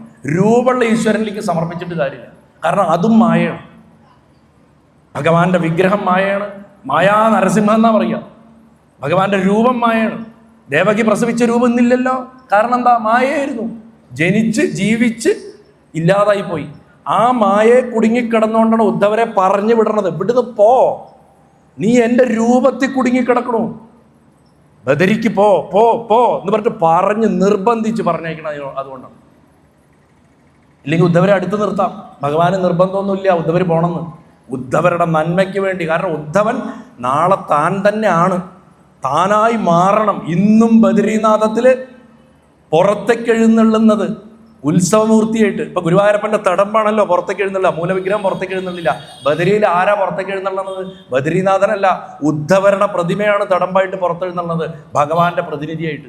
അപ്പൊ അതിന്റെ മാഹാത്മ്യം ആലോചിച്ച് നോക്കൂ. ആ തലത്തിലേക്ക് ഉദ്ധവരെ എത്തിക്കാനാണ് ഇവിടുന്ന് പറഞ്ഞു വിട്ടത്. ഭഗവാൻ സ്വയം ഭഗവാനാക്കി മാറ്റി അദ്ദേഹത്തിനെ. ജ്ഞാനയോഗത്തിൽ ഇത് തന്നെയാണ് സംഭവിക്കുന്നത്. ജ്ഞാനയോഗത്തിൽ ബൗദ്ധിക വ്യാപാരം വഴി അടിപിടിയാണ്. ഇപ്പൊ നമ്മൾ തന്നെ എത്രയോ ഫിലോസഫി പറയും. അദ്വൈതം, ദ്വൈതം, വിശിഷ്ടാദ്വൈതം, ദ്വൈതാദ്വൈതം, അത് ഇത് കൃഷ്ണനാണോ വലുത്, കൃഷ്ണന്റെ അവതാരമാണ് വിഷ്ണു എന്ന് വരെ പറയുന്ന ഭക്തി പ്രസ്ഥാനങ്ങളുണ്ട്. കൃഷ്ണന്റെ അവതാരമാണ് വിഷ്ണു എന്ന് അവരുടെ ചിന്താഗതിയാണത്. വിഷ്ണു വെറും സംഘർഷണൻ എന്ന് പറയുന്ന കൃഷ്ണന്റെ ഭാവാവതാരം മാത്രമാണെന്ന് പറയുന്ന ഒരു വിഭാഗമുണ്ട്. ഇതൊക്കെ കേൾക്കുമ്പോൾ സാധാരണക്കാരൻ കൺഫ്യൂഷനാവും. ഇതൊന്നും അല്ലല്ലോ ഞാൻ പഠിച്ചത് മനസ്സിലാക്കിയതും വിഷ്ണുവിൻ്റെ അവതാരമാണ് കൃഷ്ണൻ എന്നാണല്ലോ. ഇങ്ങനെയൊക്കെ 100,000 കൺഫ്യൂഷനുകളിലാണ് നമ്മുടെ ജീവിതം പോണത്. രാമൻ, ആ മഹാത്മാവ്, ഭഗവാന്റെ ജന്മദിനമാണ്, രാമനവമിയാണ്. ആ രാമനവമി ദിവസം നമ്മൾ ഹനുമാനെയും രാമനെയും ഒക്കെ ഗാനമേള നടത്തിയിട്ടും ചെണ്ട കൊട്ടിയിട്ടും ഒക്കെ ആഘോഷിക്കുന്നുണ്ട്. അവർ പറഞ്ഞതോ പഠിപ്പിച്ചിട്ടുള്ളതോ എന്തെങ്കിലും ജീവിതത്തിൽ ഇന്നേ വരെ പകർത്തിയിട്ടുണ്ടോ? ആത്മാർത്ഥമായിട്ട് പറയാൻ പറ്റുമോ? പറ്റില്ല. നമ്മളെന്താ ചെയ്യണം? കർക്കിടക മാസമായ 1980 വരെ രാമായണ മാസമൊന്നും കേരളത്തിലില്ല. രാമായണം വീടുകളിൽ വായിക്കും. ശ്രീ ഭഗവതിയെ വെക്കുക ചെയ്യുക, ചേട്ടയെ അടിച്ച് പുറത്താക്കിയിട്ട്. ഇന്ന് രാമായണ മാസമായി ആദ്യം തുടങ്ങും. അതിൻ്റെ തൊട്ട് മുമ്പ് വരുന്ന പബ്ലിക്കേഷനുകളിൽ എങ്ങനെ രാമായണം വായിക്കണം, അവിടുന്ന് തുടങ്ങും കൺഫ്യൂഷൻ. ആദ്യം ഗ്രന്ഥം തുറക്കുക, അതിൻ്റെ ഇത്ര വരി തള്ളുക, ഇത്രാമത്തെ അക്ഷരം തൊട്ട് വായിച്ചു തുടങ്ങുക, അപ്പോൾ ശുഭാശുഭം അറിയാം എന്നൊക്കെ പറഞ്ഞിട്ട് ആദ്യമേ അങ്ങോട്ട് തുടങ്ങും. എങ്ങാനും തുറക്കണ പേജ് മാറി, വരി തെറ്റി, എണ്ണം തെറ്റി, കഴിഞ്ഞു. ആ മാസം മുഴുവൻ പിന്നെ നമ്മുടെ തലയിൽ നെഗറ്റീവ്. ഈശ്വര, ഭഗവാൻ എന്നെ ശപിച്ചു, എനിക്ക് ഭാഗ്യമില്ല, വല്ല ചൂർപ്പണകട ഭാഗമൊക്കെ ആയിരിക്കും ചിലപ്പോൾ തുറക്കുക. ഇതിനല്ല രാമായണം വായിക്കാൻ പറയുന്നു. അപ്പോൾ ബുദ്ധിവ്യാപാരം കൊണ്ടുള്ള കസർത്ത് ആയിട്ട് മാറിക്കഴിഞ്ഞാൽ നമുക്ക് നമ്മുടെ അകത്തുള്ള ചൈതന്യത്തെ മനസ്സിലാക്കാൻ സാധിക്കില്ല, അനുഭവിക്കാനേ പറ്റുള്ളൂ. ചൈതന്യം പറഞ്ഞാൽ തന്നെ മനസ്സിന് മനസ്സിലാക്കാൻ പറ്റാത്തത് ചിത്തിന് അന്യമായതെന്നാണ് ആ വാക്കിൻ്റെ അർത്ഥം. ഭക്തിയോഗം കൊണ്ട് മാത്രമേ നമുക്ക് ഇതിനൊക്കെ ഒറ്റ ചരടിൽ കോർത്ത് നല്ല ഭംഗിയുള്ളൊരു നെക്ലസ് ആക്കാൻ പറ്റൂ. ആ നെക്ലസ് വേണം നമ്മൾ ഭഗവാന്റെ കഴുത്തിലിട്ട് കൊടുക്കാൻ. അപ്പോൾ ഭഗവാൻ അത് കുറച്ചു നേരം ഇട്ടിട്ട് നമുക്ക് തിരിച്ചിട്ട് തരും. അതാണ് സാക്ഷാത്കാരം എന്ന് നമുക്ക് വിചാരിക്കാം. അങ്ങനെ ഭക്തിയും ജ്ഞാനവും കർമ്മവും ഒരേപോലെ പരിശീലിക്കണവന് ഇത് മൂന്നും അന്യോന്യം പരസ്പര പൂരകങ്ങളായിട്ട് താനെ ഉള്ളിലുണ്ടായി വരും. ജാബാല സത്യകാമൻ ബ്രഹ്മജ്ഞാനിയാവണ ഒരു കഥയുണ്ട് ഉപനിഷത്തിൽ. ഞാനത് പല സ്ഥലത്തും പറഞ്ഞിട്ടുള്ളതുകൊണ്ട് ആവർത്തിക്കണില്ല. നിരക്ഷരനായവനെ 1000 പശു പെറ്റി പെരുകി 2000 പശു ആകുമ്പോൾ തിരിച്ചു കൊണ്ടുപോകാൻ പറഞ്ഞിട്ട് ഗുരുവാദം വിടുക. അക്ഷരമൊന്നും പഠിക്കണില്ല. കാട്ടിലും മേട്ടിലും അലഞ്ഞു നടന്നിട്ട് ഭഗവാൻ 9.5 വയസ്സ് വരെ അക്ഷരം അറിയില്ല ഗുരുവായൂരപ്പന്. 9.5 വയസ്സിലാണ് അക്ഷരം പഠിക്കുന്നത്. നമ്മൾ മനുഷ്യനായിട്ട് കണ്ടാൽ മതി. ഭഗവാനായിട്ട് കണ്ടാൽ നമുക്ക് അദ്ദേഹം ഭഗവാനല്ലേ, അദ്ദേഹത്തിന് അതൊക്കെ പറ്റും പറയും. ഭഗവാൻ മനുഷ്യനായിട്ട് ജനിച്ച് ജീവിച്ച് കാണിച്ചത് നമുക്ക് മാതൃകയാവാൻ വേണ്ടിയിട്ടാണ്. അതുകൊണ്ടാണ് ഭഗവാനെ പിടിച്ചിട്ട് എളുപ്പത്തിൽ അങ്ങോട്ട് ഭഗവാൻ ആക്കരുത്. മനുഷ്യരായിട്ട് കണ്ടാലേ അദ്ദേഹത്തിൻ്റെ പ്രയത്നത്തിൻ്റെ ഫലവും ശക്തിയും മനസ്സിലാവും. അപ്പം ജാബാല സത്യാമൻ തിരിച്ചു വരുമ്പോൾ ബ്രഹ്മജ്ഞാനിയായിട്ടാണ് തിരിച്ചു വന്ന്. അദ്ദേഹം വല്ല അക്ഷരം പഠിച്ചിട്ടാ, പുസ്തകം വായിച്ചിട്ടാ, ചെടികളെയും പക്ഷികളെയും മരങ്ങളെയും ചന്ദ്രനെയും സൂര്യനെയും ഒക്കെ ഒബ്സർവ് ചെയ്ത് തന്നിലും സകല ചരാചരങ്ങളിലും ഒരു വസ്തുവുണ്ടെന്ന് തിരിച്ചറിയണ നിമിഷം നക്ഷത്രം പോലെ തിളങ്ങുന്നവനായി മാറിയുന്നു ജാബാല സത്യകാമൻ്റെ കഥ. അപ്പം ഇത് അകത്തുനിന്ന് വരേണ്ടതാ. ജ്ഞാനം വന്നു, കർമ്മം വന്നു, അതേപോലെ ഭക്തിയും വന്നു. അപ്പം ഇതില്ലാതെ മുന്നോട്ട് പോകാൻ പറ്റില്ല. അങ്ങനെയുള്ള ഒരു ഭക്തൻ വിനയാന്വിതനായിരിക്കും. താനൊന്നുമല്ല, മഹാശക്തി. നമ്മൾ നശ്വരമായിട്ടുള്ള ആൾക്കാരാണ്. നമ്മുടെ ശരീരം നശ്വരമാണ്, വളരെ നശ്വരമാണ്. നമ്മൾ ഇതൊന്നും സ്ഥായിയായിട്ടുള്ളതല്ല എന്ന് പഠിക്കേണ്ടത് എന്തിനറിയോ? നമ്മുടെ അകത്ത് അനശ്വരമായിട്ടുള്ള, ഒരിക്കലും നശിക്കാത്ത, ചിരന്തനമായിട്ടുള്ളൊരു ചൈതന്യം നമ്മുടെ അകത്തുണ്ടെന്ന് അറിയാൻ വേണ്ടിയിട്ടാണ് നമ്മുടെ ഈ ശരീരവും നമ്മുടെ ഈ ജീവിതവും ഒക്കെ എത്ര മോഹങ്ങളെല്ലാം ക്ഷണപ്രഭാചഞ്ചലം എന്ന് എഴുത്തച്ഛൻ എഴുതി വെച്ചത്. എല്ലാ കർക്കിടക മാസത്തിലെടുത്ത് വായിക്കണമല്ലേ. ഇടിമിന്നൽ പോലെയാണെന്നാണ് പറഞ്ഞത്. വന്നു മിന്നി പോയി കഴിഞ്ഞു. അത്രേ ഉള്ളൂ. ഞാൻ പല സ്ഥലത്തും പറയാറുണ്ട്, സ്വന്തം പേര് പോലും തലയ്ക്ക് ഇടിവെട്ടിയാലോ ഒരു ചക്ക വീണാലോ നിങ്ങൾ മറന്നു. ആ പേര് പോലും വേറെ ആൾക്കാർ തന്നതാണ് നമുക്ക്. നിങ്ങൾ ജനിച്ച ഉടനെ നിങ്ങളെ എടുത്ത് വേറൊരു വീട്ടിൽ കൊണ്ടേ കടത്തിയിട്ടുണ്ടെങ്കിൽ നിങ്ങൾ ആ വീട്ടിലത്തെ ആളായിട്ടല്ലേ വളരുക. ഏതോ ഒരു മതത്തിൽ, ഏതോ ഒരു ജാതിയിൽ, ഏതോ ഒരു സാമ്പത്തിക സ്ഥിതിയിൽ, ഏതോ ഒരു പ്രത്യേകതരം വസ്ത്രങ്ങളൊക്കെ ധരിച്ച് അങ്ങനെയല്ലേ നിങ്ങൾ വളരുക. അല്ല ഞാൻ അതിനൊക്കെ അതീതനാണെന്ന് ആർക്കെങ്കിലും തോന്നുന്നുണ്ടോ എന്ന് എനിക്ക് അറിഞ്ഞൂടാ.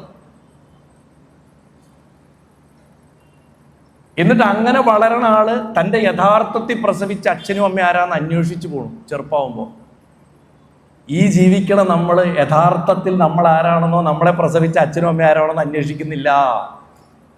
നമ്മൾ കരുതുന്നു ഒരു പുരുഷനും സ്ത്രീയും ഉണ്ട്, ഞാൻ അവരെ അച്ഛനും അമ്മാന്നും വിളിച്ചു, അവരാണ് നമ്മളെ പ്രസവിച്ചതെന്ന്.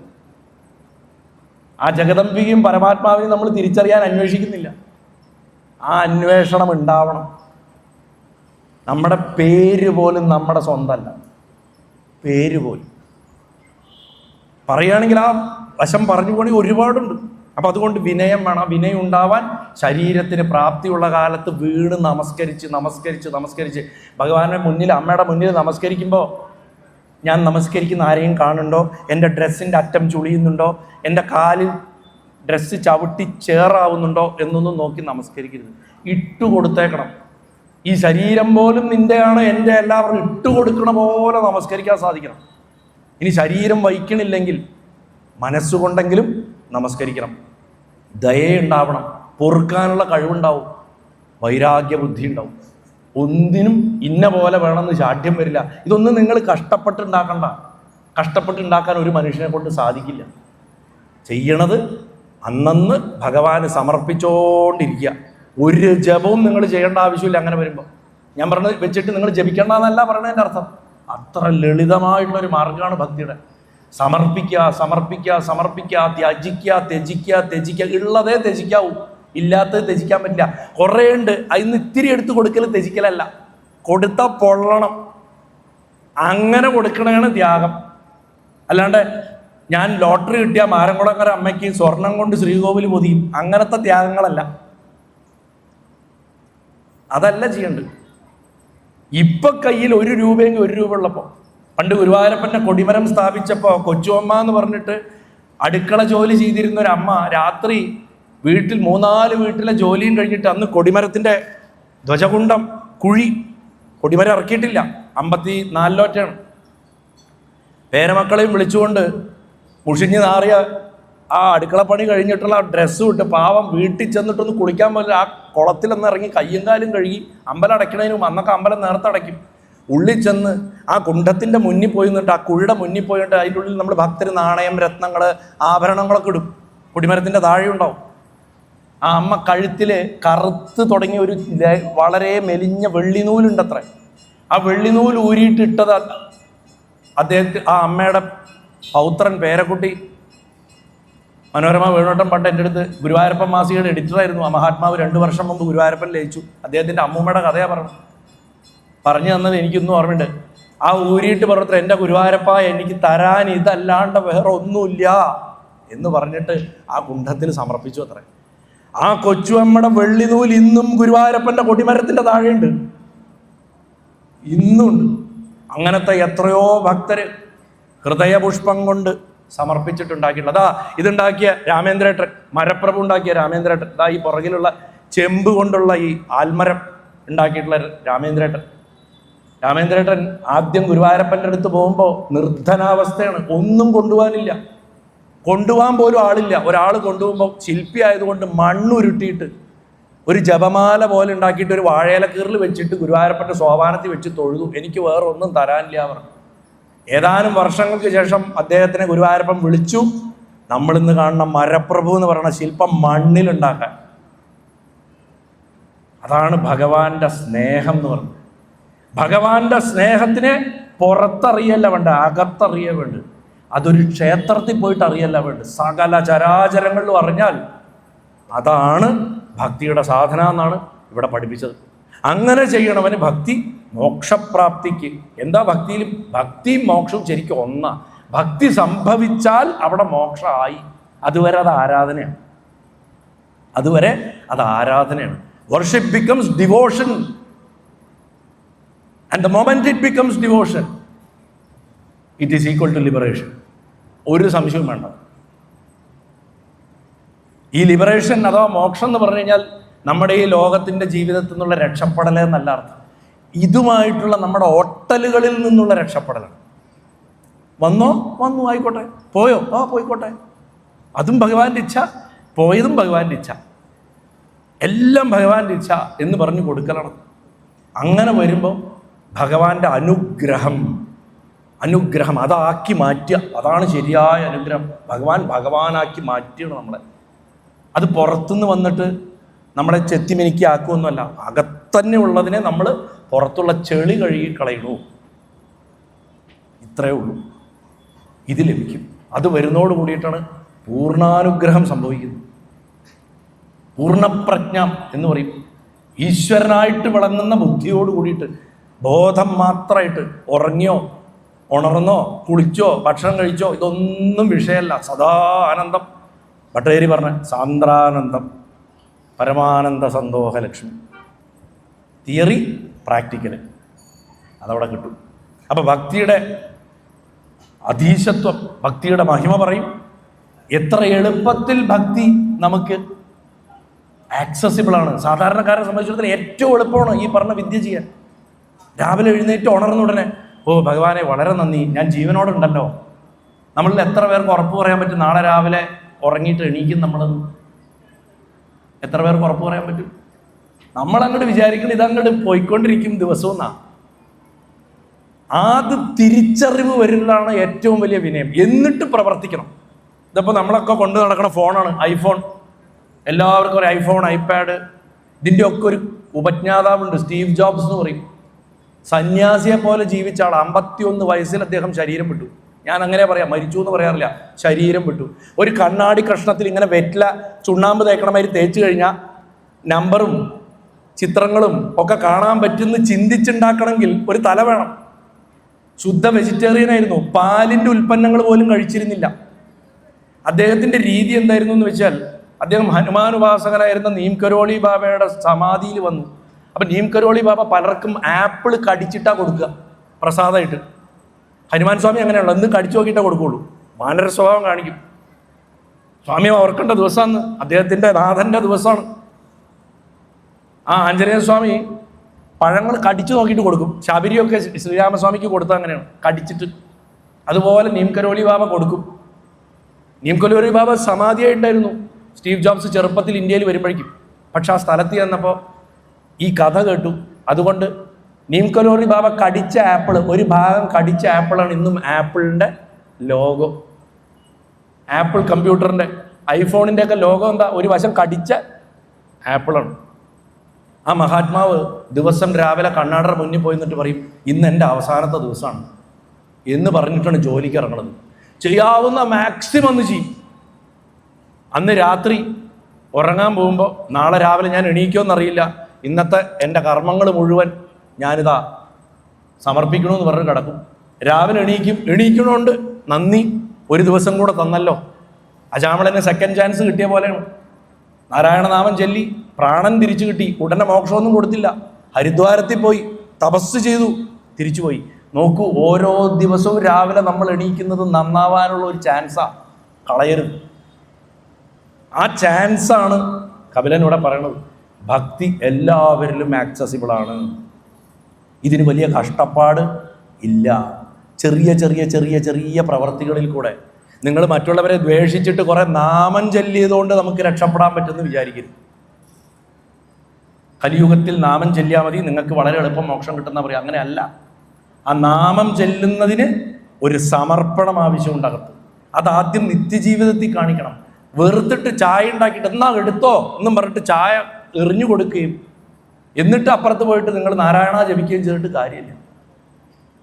അവനവൻ വ്രതം എടുക്കുമ്പോൾ കുടുംബത്തിൽ വയ്യാത്ത ആൾക്കാർക്ക് ഞാൻ ഇന്ന് ഏകാദശിയാണ്, നിങ്ങളും കഴിക്കണ്ട, നിങ്ങൾ പട്ടിണി കിടക്കണം എന്ന് പറഞ്ഞിട്ട് കിടത്തുന്ന ആൾക്കാരുണ്ട്. വയ്യാത്ത ആൾക്കാരെ വിശന്നിരിക്കുന്നുണ്ടാവും അവർ. ഒരിക്കലും ചെയ്യരുത്. നമ്മുടെ ഉപാസന കൊണ്ട് കുടുംബത്തിലോ സമൂഹത്തിലോ മറ്റൊരാൾക്ക് പോലും ഒരു ബുദ്ധിമുട്ടുണ്ടാവരുത്. ഉപാസന ആദ്യം ആന്തരിക ആവണം, എന്നിട്ടേ ബാക്കിയായിട്ട് എന്ത് കാട്ടിക്കൂട്ടിയിട്ടും കാര്യവും. പിന്നെ എല്ലാ വസ്തുക്കളിലും ഈശ്വരനെ കാണുക. വെറുതെ വിഷ്ണു സഹസ്രനാമം ചൊല്ലും എല്ലാവരും ഓം വിശ്വം വിഷ്ണു. ഒന്നാമത്തെ വരിയിൽ തന്നെയുണ്ട് ഓം എന്ന് കഴിഞ്ഞാൽ വിശ്വം എന്നാ പറയണം. ഈ പ്രപഞ്ചം അതാണ് നിന്റെ വിഗ്രഹം. ഭഗവാന്റെ ഉപചാരമന്ത്രത്തിൽ, ഗുരുവായൂരപ്പൻ്റെ ഉപചാരമന്ത്രത്തിൽ പറയും നമസ്തേ വിശ്വഭാവന. വിശ്വത്തെ ഭാവന ചെയ്യണവനെ. ഈ യോഗനിദ്ര എന്ന് പറഞ്ഞാൽ അതാണ്, തന്നെ തന്നെ സകല വസ്തുക്കളിലും കാണുക എന്നുള്ളതാണ് യോഗനിദ്ര. ഭഗവാൻ അങ്ങനെയാണ് കണ്ടുകൊണ്ടിരിക്കുന്നത്, തന്നെ തന്നെ സകല വസ്തുക്കളിലും കാണുക. ഇതാണ് നമ്മൾ ഗൃഹസ്ഥന് പറ്റിയ മാർഗം. രാവിലെ എഴുന്നേറ്റ് കാര്യങ്ങൾ ഓരോ പ്രവൃത്തി ചെയ്യുമ്പോഴും ജോലി സ്ഥലത്ത് എല്ലാറ്റിലും ഭഗവാനെ ചൈതന്യത്തെ കാണുക, ചൈതന്യത്തെ കാണുക, ചൈതന്യത്തെ കാണുക. അങ്ങനെ പരിശീലിച്ച് പരിശീലിച്ച് പരിശീലിച്ച് വരുമ്പോൾ ശിവൻ്റെ വഴിയിലേക്ക് എത്തും. ശിവൻ എല്ലാറ്റിനെയും അടക്കി അകത്തൊരു പോയിന്റിൽ കാണുന്ന ആളാണ്. മഹാദേവൻ്റെ വഴിയിലേക്ക് എത്തും. അപ്പോഴാണ് ഈ കണ്ട വസ്തുക്കളിലൊക്കെയുള്ള ആത്മാവ് ഞാൻ, ആത്മാവ് തന്നെ ശിവോഹം എന്ന് തിരിച്ചറിയാം. പുറത്ത് സകലതും നാരായണാത്മകമായിട്ട് കാണണം. അങ്ങനെ കണ്ടു പരിശീലിച്ചാൽ ശിവോഹം എന്ന് മനസ്സിലാവും. അല്ലാണ്ട് ശിവം വലുതാണോ നാരായണം വലുതാണോ കൃഷ്ണൻ വലുതാണോ പറഞ്ഞിട്ട് തമ്മി തല്ലിക്കൊണ്ടിരുന്നിട്ട് എവിടെയും എത്തില്ല. മദ്ദളം കൊട്ടിയിട്ടോ ഭജന പാടിയിട്ടോ പുസ്തകം വായിച്ചിട്ടോ നമ്മൾ എവിടെയും എത്തില്ല. ഇനിയുള്ള കാലത്ത് കുട്ടികൾക്ക് പറഞ്ഞു കൊടുക്കേണ്ടതും നമ്മൾ പറയേണ്ടതും ലളിതമായ മാർഗം. ഈശ്വരനും നമ്മുടെ ഇടയിലുള്ള ഇടനിലക്കാരെ മുഴുവൻ അടിച്ച് പറപ്പിച്ച് കളഞ്ഞേക്കണം. ഇതിൻ്റെ ഇടയിൽ ഇടനിലക്കാരില്ല, ഈശ്വരനകത്താണ്. ആ ഭഗവാനെ നിങ്ങൾക്ക് ഗുരുവായൂരപ്പനെന്നോ കാളിയെന്നോ മൂകാംബിക എന്നോ ശ്രീപരമേശ്വരനോ വൈക്കത്തപ്പൻ ഏറ്റുമാനൂരപ്പൻ എന്ത് വേണമെങ്കിൽ നിങ്ങൾ വിളിച്ചോ. ഇത് മനസ്സിലാക്കുക എന്നുള്ളതാണ് ഏറ്റവും പ്രധാനപ്പെട്ട കാര്യം. ഭഗവാനെ സമർപ്പിക്കുന്നവൻ, സ്വയം സമർപ്പിക്കുന്നവൻ ഒരിക്കലും കെട്ടുപാടുകളിൽ പെടുന്നില്ല എന്ന് ഉറപ്പിച്ച് പറഞ്ഞു കൊടുക്കുകയാണ്. ചുരുക്കി പറഞ്ഞു കഴിഞ്ഞാൽ 32-ാമത്തെ അധ്യായം ഭക്തിയോഗത്തിനെ അങ്ങോട്ട് വിസ്തരിച്ച് പറയല. ഒരു തരത്തിൽ കപില മഹർഷി അതിനെ അങ്ങനെ ചുരുക്കി പറയുകയാണ് നമുക്ക് തോന്നും. നമ്മുടെ അടുത്ത് നമ്മൾ പറയില്ലേ, പോകാൻ അധികം ടൈമില്ല, അരമണിക്കൂറേ ഉള്ളൂ, അതുകൊണ്ട് വേഗത്തെ അമ്മയെ ഞാൻ പറഞ്ഞുതരാം എന്ന് പറഞ്ഞിട്ടുള്ളതാണെങ്കിൽ പോലും അത് അത്രയും അഗാധമായ തലങ്ങളുള്ളതാണ്. ധാരാളം മനനം ചെയ്യുക. ഒരു വരിയെങ്കിലും ഒരു വരി ഭാഗവതമൊക്കെ അർത്ഥം വെച്ച് വായിച്ച് പഠിക്കുന്നവർ കപിലോപദേശമൊക്കെ ഓരോ വരി കഷ്ടപ്പെട്ടിട്ട് ഒരു ദിവസം മുഴുവൻ ഇരുന്ന് വായിക്കുകയൊന്നും വേണ്ട. ഒരു വരിയുടെ അർത്ഥം അത് നന്നായി മനസ്സിലാക്കുക. എന്നിട്ട് ജീവിതത്തിൽ 1 മണിക്കൂർ 1 മിനിറ്റെങ്കിലും അത് പ്രാവർത്തികമാക്കാൻ ശ്രമിക്കുക. അപ്പോഴാണ് ഭഗവാൻ സന്തോഷിക്കുക. നിങ്ങൾ 10 കിലോ വെണ്ണ കൊണ്ട കൊടുക്കണേക്കാട്ടിലും, ഒരു 20 പട്ട് കൊണ്ട് കൊടുക്കണേക്കാട്ടിലും, കുറേ തുളസിമാല കൊണ്ട് കൊടുക്കണേക്കാട്ടിലും ഭഗവാന് സന്തോഷം. ഭഗവാൻ നിങ്ങൾക്ക് പറഞ്ഞു തന്നത് ഒരു അര നിമിഷമെങ്കിലും ജീവിതത്തിൽ പ്രാവർത്തിയാക്കി കാണിച്ച ആ ഭഗവാന്റെ കണ്ണിന്ന് ആനന്ദക്കണ്ണീര് വരും. എൻ്റെ കുട്ടി ഞാൻ പറഞ്ഞത് കേട്ടല്ലോ എന്ന് സന്തോഷിക്കും. നമുക്ക് കൊടുക്കാവുന്ന ഏറ്റവും വലിയ ഗുരുദക്ഷിണ പൊന്നു ഗുരുവായൂരപ്പന് ആ ഭഗവാൻ പറഞ്ഞത് എന്തെങ്കിലും അനുസരിക്കുക എന്നുള്ളതാണ്. എന്തിനാണത് നമ്മൾ അനുസരിക്കേണ്ടതെന്ന് ചോദിച്ചാൽ ആ ഗുരുവായൂരപ്പനെ നമ്മുടെ അകത്തുണർത്താൻ വേറെ മാർഗമില്ല. ഇത്രയും ഞാനിതിൻ്റെ ഒരു ചാറ് മാത്രം എടുത്തിട്ടാണ് പറഞ്ഞത്, കൂടുതലൊന്നും ഞാൻ വിസ്തരിച്ചിട്ടില്ല. ശ്ലോകമായിട്ടൊന്നും പറയാൻ നമുക്ക് സത്രവേദികളിൽ സമയം കിട്ടില്ല. അത് കഴിഞ്ഞ് 33-ാമത്തെ അധ്യായത്തിൽ ആ അമ്മയ്ക്ക് മനസ്സിലായി, മകൻ പറഞ്ഞു തന്നതിൻ്റെ അടിസ്ഥാനം മനസ്സിലായി. വേദാന്തത്തിൻ്റെ ചാറെടുത്തു കൊടുത്തു, സാങ്ക്യത്തിൻ്റെ ചാറെടുത്തു കൊടുത്തു, ഭക്തിയുടെ അടിസ്ഥാനമൊക്കെ പറഞ്ഞു കൊടുത്തു. ഇതെല്ലാം പറഞ്ഞു കൊടുത്ത് ഈ കഥ വിതുരന് മൈത്രേയ മഹർഷി പറഞ്ഞു കൊടുക്കുന്നതായിട്ടാണ് പറയപ്പെടുന്നത്. ശുഗൻ പരീക്ഷത്തിന് പറഞ്ഞു കൊടുക്കുകയാണ്. ഫ്ലാഷ് ബാക്കിൻ്റെ ഉള്ളിൽ ഫ്ലാഷ് ബാക്കാണ് ഭാഗവതം. മൈത്രേയൻ വിതുരന് പറഞ്ഞു കൊടുക്കുകയാണ്. ആ തീർത്ഥാടന കാലത്ത് ദേവഹൂതിയുടെ മനസ്സ് ഉണർന്നു. 1-ാമത്തെ ശ്ലോകം തൊട്ട് 8-ാമത്തെ ശ്ലോകം വരെ ആ ശ്രവണം കൊണ്ടുണ്ടായിട്ടില്ല. ശ്രവണം കീർത്തനം വിഷ്ണു അങ്ങനെയാണ് തുടങ്ങണത്. നമ്മൾ കേൾക്കണം. നമ്മൾ കൊച്ചുകുട്ടിയായിരിക്കുമ്പോൾ നമ്മുടെ അമ്മയോ അച്ഛനോ പറഞ്ഞു തരും, ഡാ അമ്പാട്ടി, ഡാ ഗുരുവായൂരപ്പൻ, ഡാ അമ്മ കാളി, ഇങ്ങനെ കാണിച്ചു തന്നും പറഞ്ഞു തന്നും ചെവി കേട്ട്. കാരണം കൊച്ചു കുഞ്ഞാവുന്ന സമയത്ത് കാഴ്ച പോലും ശരിക്കുണ്ടാവില്ല, കേട്ടിട്ടാ പഠിക്കണം. പ്രഹ്ലാദൻ ഗർഭത്തിൽ കേട്ടിട്ടാ പഠിച്ചത്. രുക്മിണി ആരോ പറഞ്ഞ് കേട്ടിട്ടാണ് കൃഷ്ണനെക്കുറിച്ച് അറിഞ്ഞത്. തമ്മി കാണുന്നത് തേരിൽ വലിച്ചു കയറ്റുമ്പോഴാണ് ഇങ്ങനെ. അപ്പോഴാണ് മുഖത്തോട് മുഖം കാണുന്നത്. അവർ അതുവരെ കണ്ടിട്ടില്ല. അന്ന് വാട്സപ്പില്ല, ഫേസ്ബുക്കില്ല. കല്യാണം നിശ്ചയിച്ചു പറഞ്ഞ് ഫോൺ വിളിക്കാൻ പറ്റില്ല, വീഡിയോ കോൾ വിളിക്കാൻ പറ്റില്ല, ഒന്നും ചെയ്യാൻ പറ്റില്ല. കാണാത്തൊരാളെ പ്രണയിച്ചു, കേട്ടിട്ട് മാത്രം. ശ്രവണം കൊണ്ട് ഭഗവാനെ കിട്ടിയ ആള് ആരാന്ന് ചോദിച്ചാൽ ഫസ്റ്റ് രുക്മിണിയെ പറയണ്ടത്. ശരിക്കും ആ ജീവന്റെ പ്രതീകമായിട്ടുള്ള രുക്മിണി, ആ അമ്മയുടെ സാക്ഷാത്കാരം, ജീവൻ ബ്രഹ്മത്തെ സാക്ഷാത്കരിച്ചത് കൊണ്ടാണ് നമ്മൾ രുക്മിണി സ്വയംവരം ആഘോഷിക്കുന്നത്. വേറെ ഭഗവാന്റെ എത്രയോ കല്യാണങ്ങളുണ്ട് ഭാഗവതത്തിൽ, അതൊന്നും ആഘോഷിക്കുന്നില്ല. നമ്മൾ ആകെ ആഘോഷിക്കുന്നത് രുക്മിണി സ്വയംവരം. അതിന് കാരണം ഇതാണ്, ജീവൻ ബ്രഹ്മത്തിൽ ലയിച്ചതാണ്. അപ്പം ഇവിടെ ദേവഹൂതിയുടെ മനസ്സിൻ്റെ കന്മഷമൊക്കെ പോയി.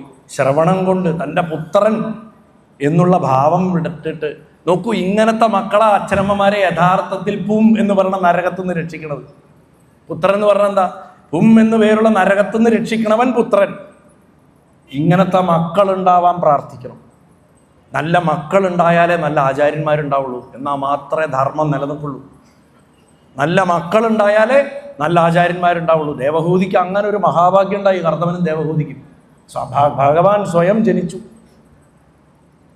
അതുകൊണ്ട് തൻ്റെ മകൻ പറഞ്ഞു തന്നത് എത്ര ഉയർന്ന തത്വമാണെന്നുള്ള വിനയത്തോടു കൂടി തൻ്റെ സാക്ഷാത്കാരത്തിൻ്റെ മാർഗം തുറന്നിരിക്കണു എന്ന് മനസ്സിലായിട്ട് ഒരു ഹർഷമുണ്ടായി ആ അമ്മയ്ക്ക്.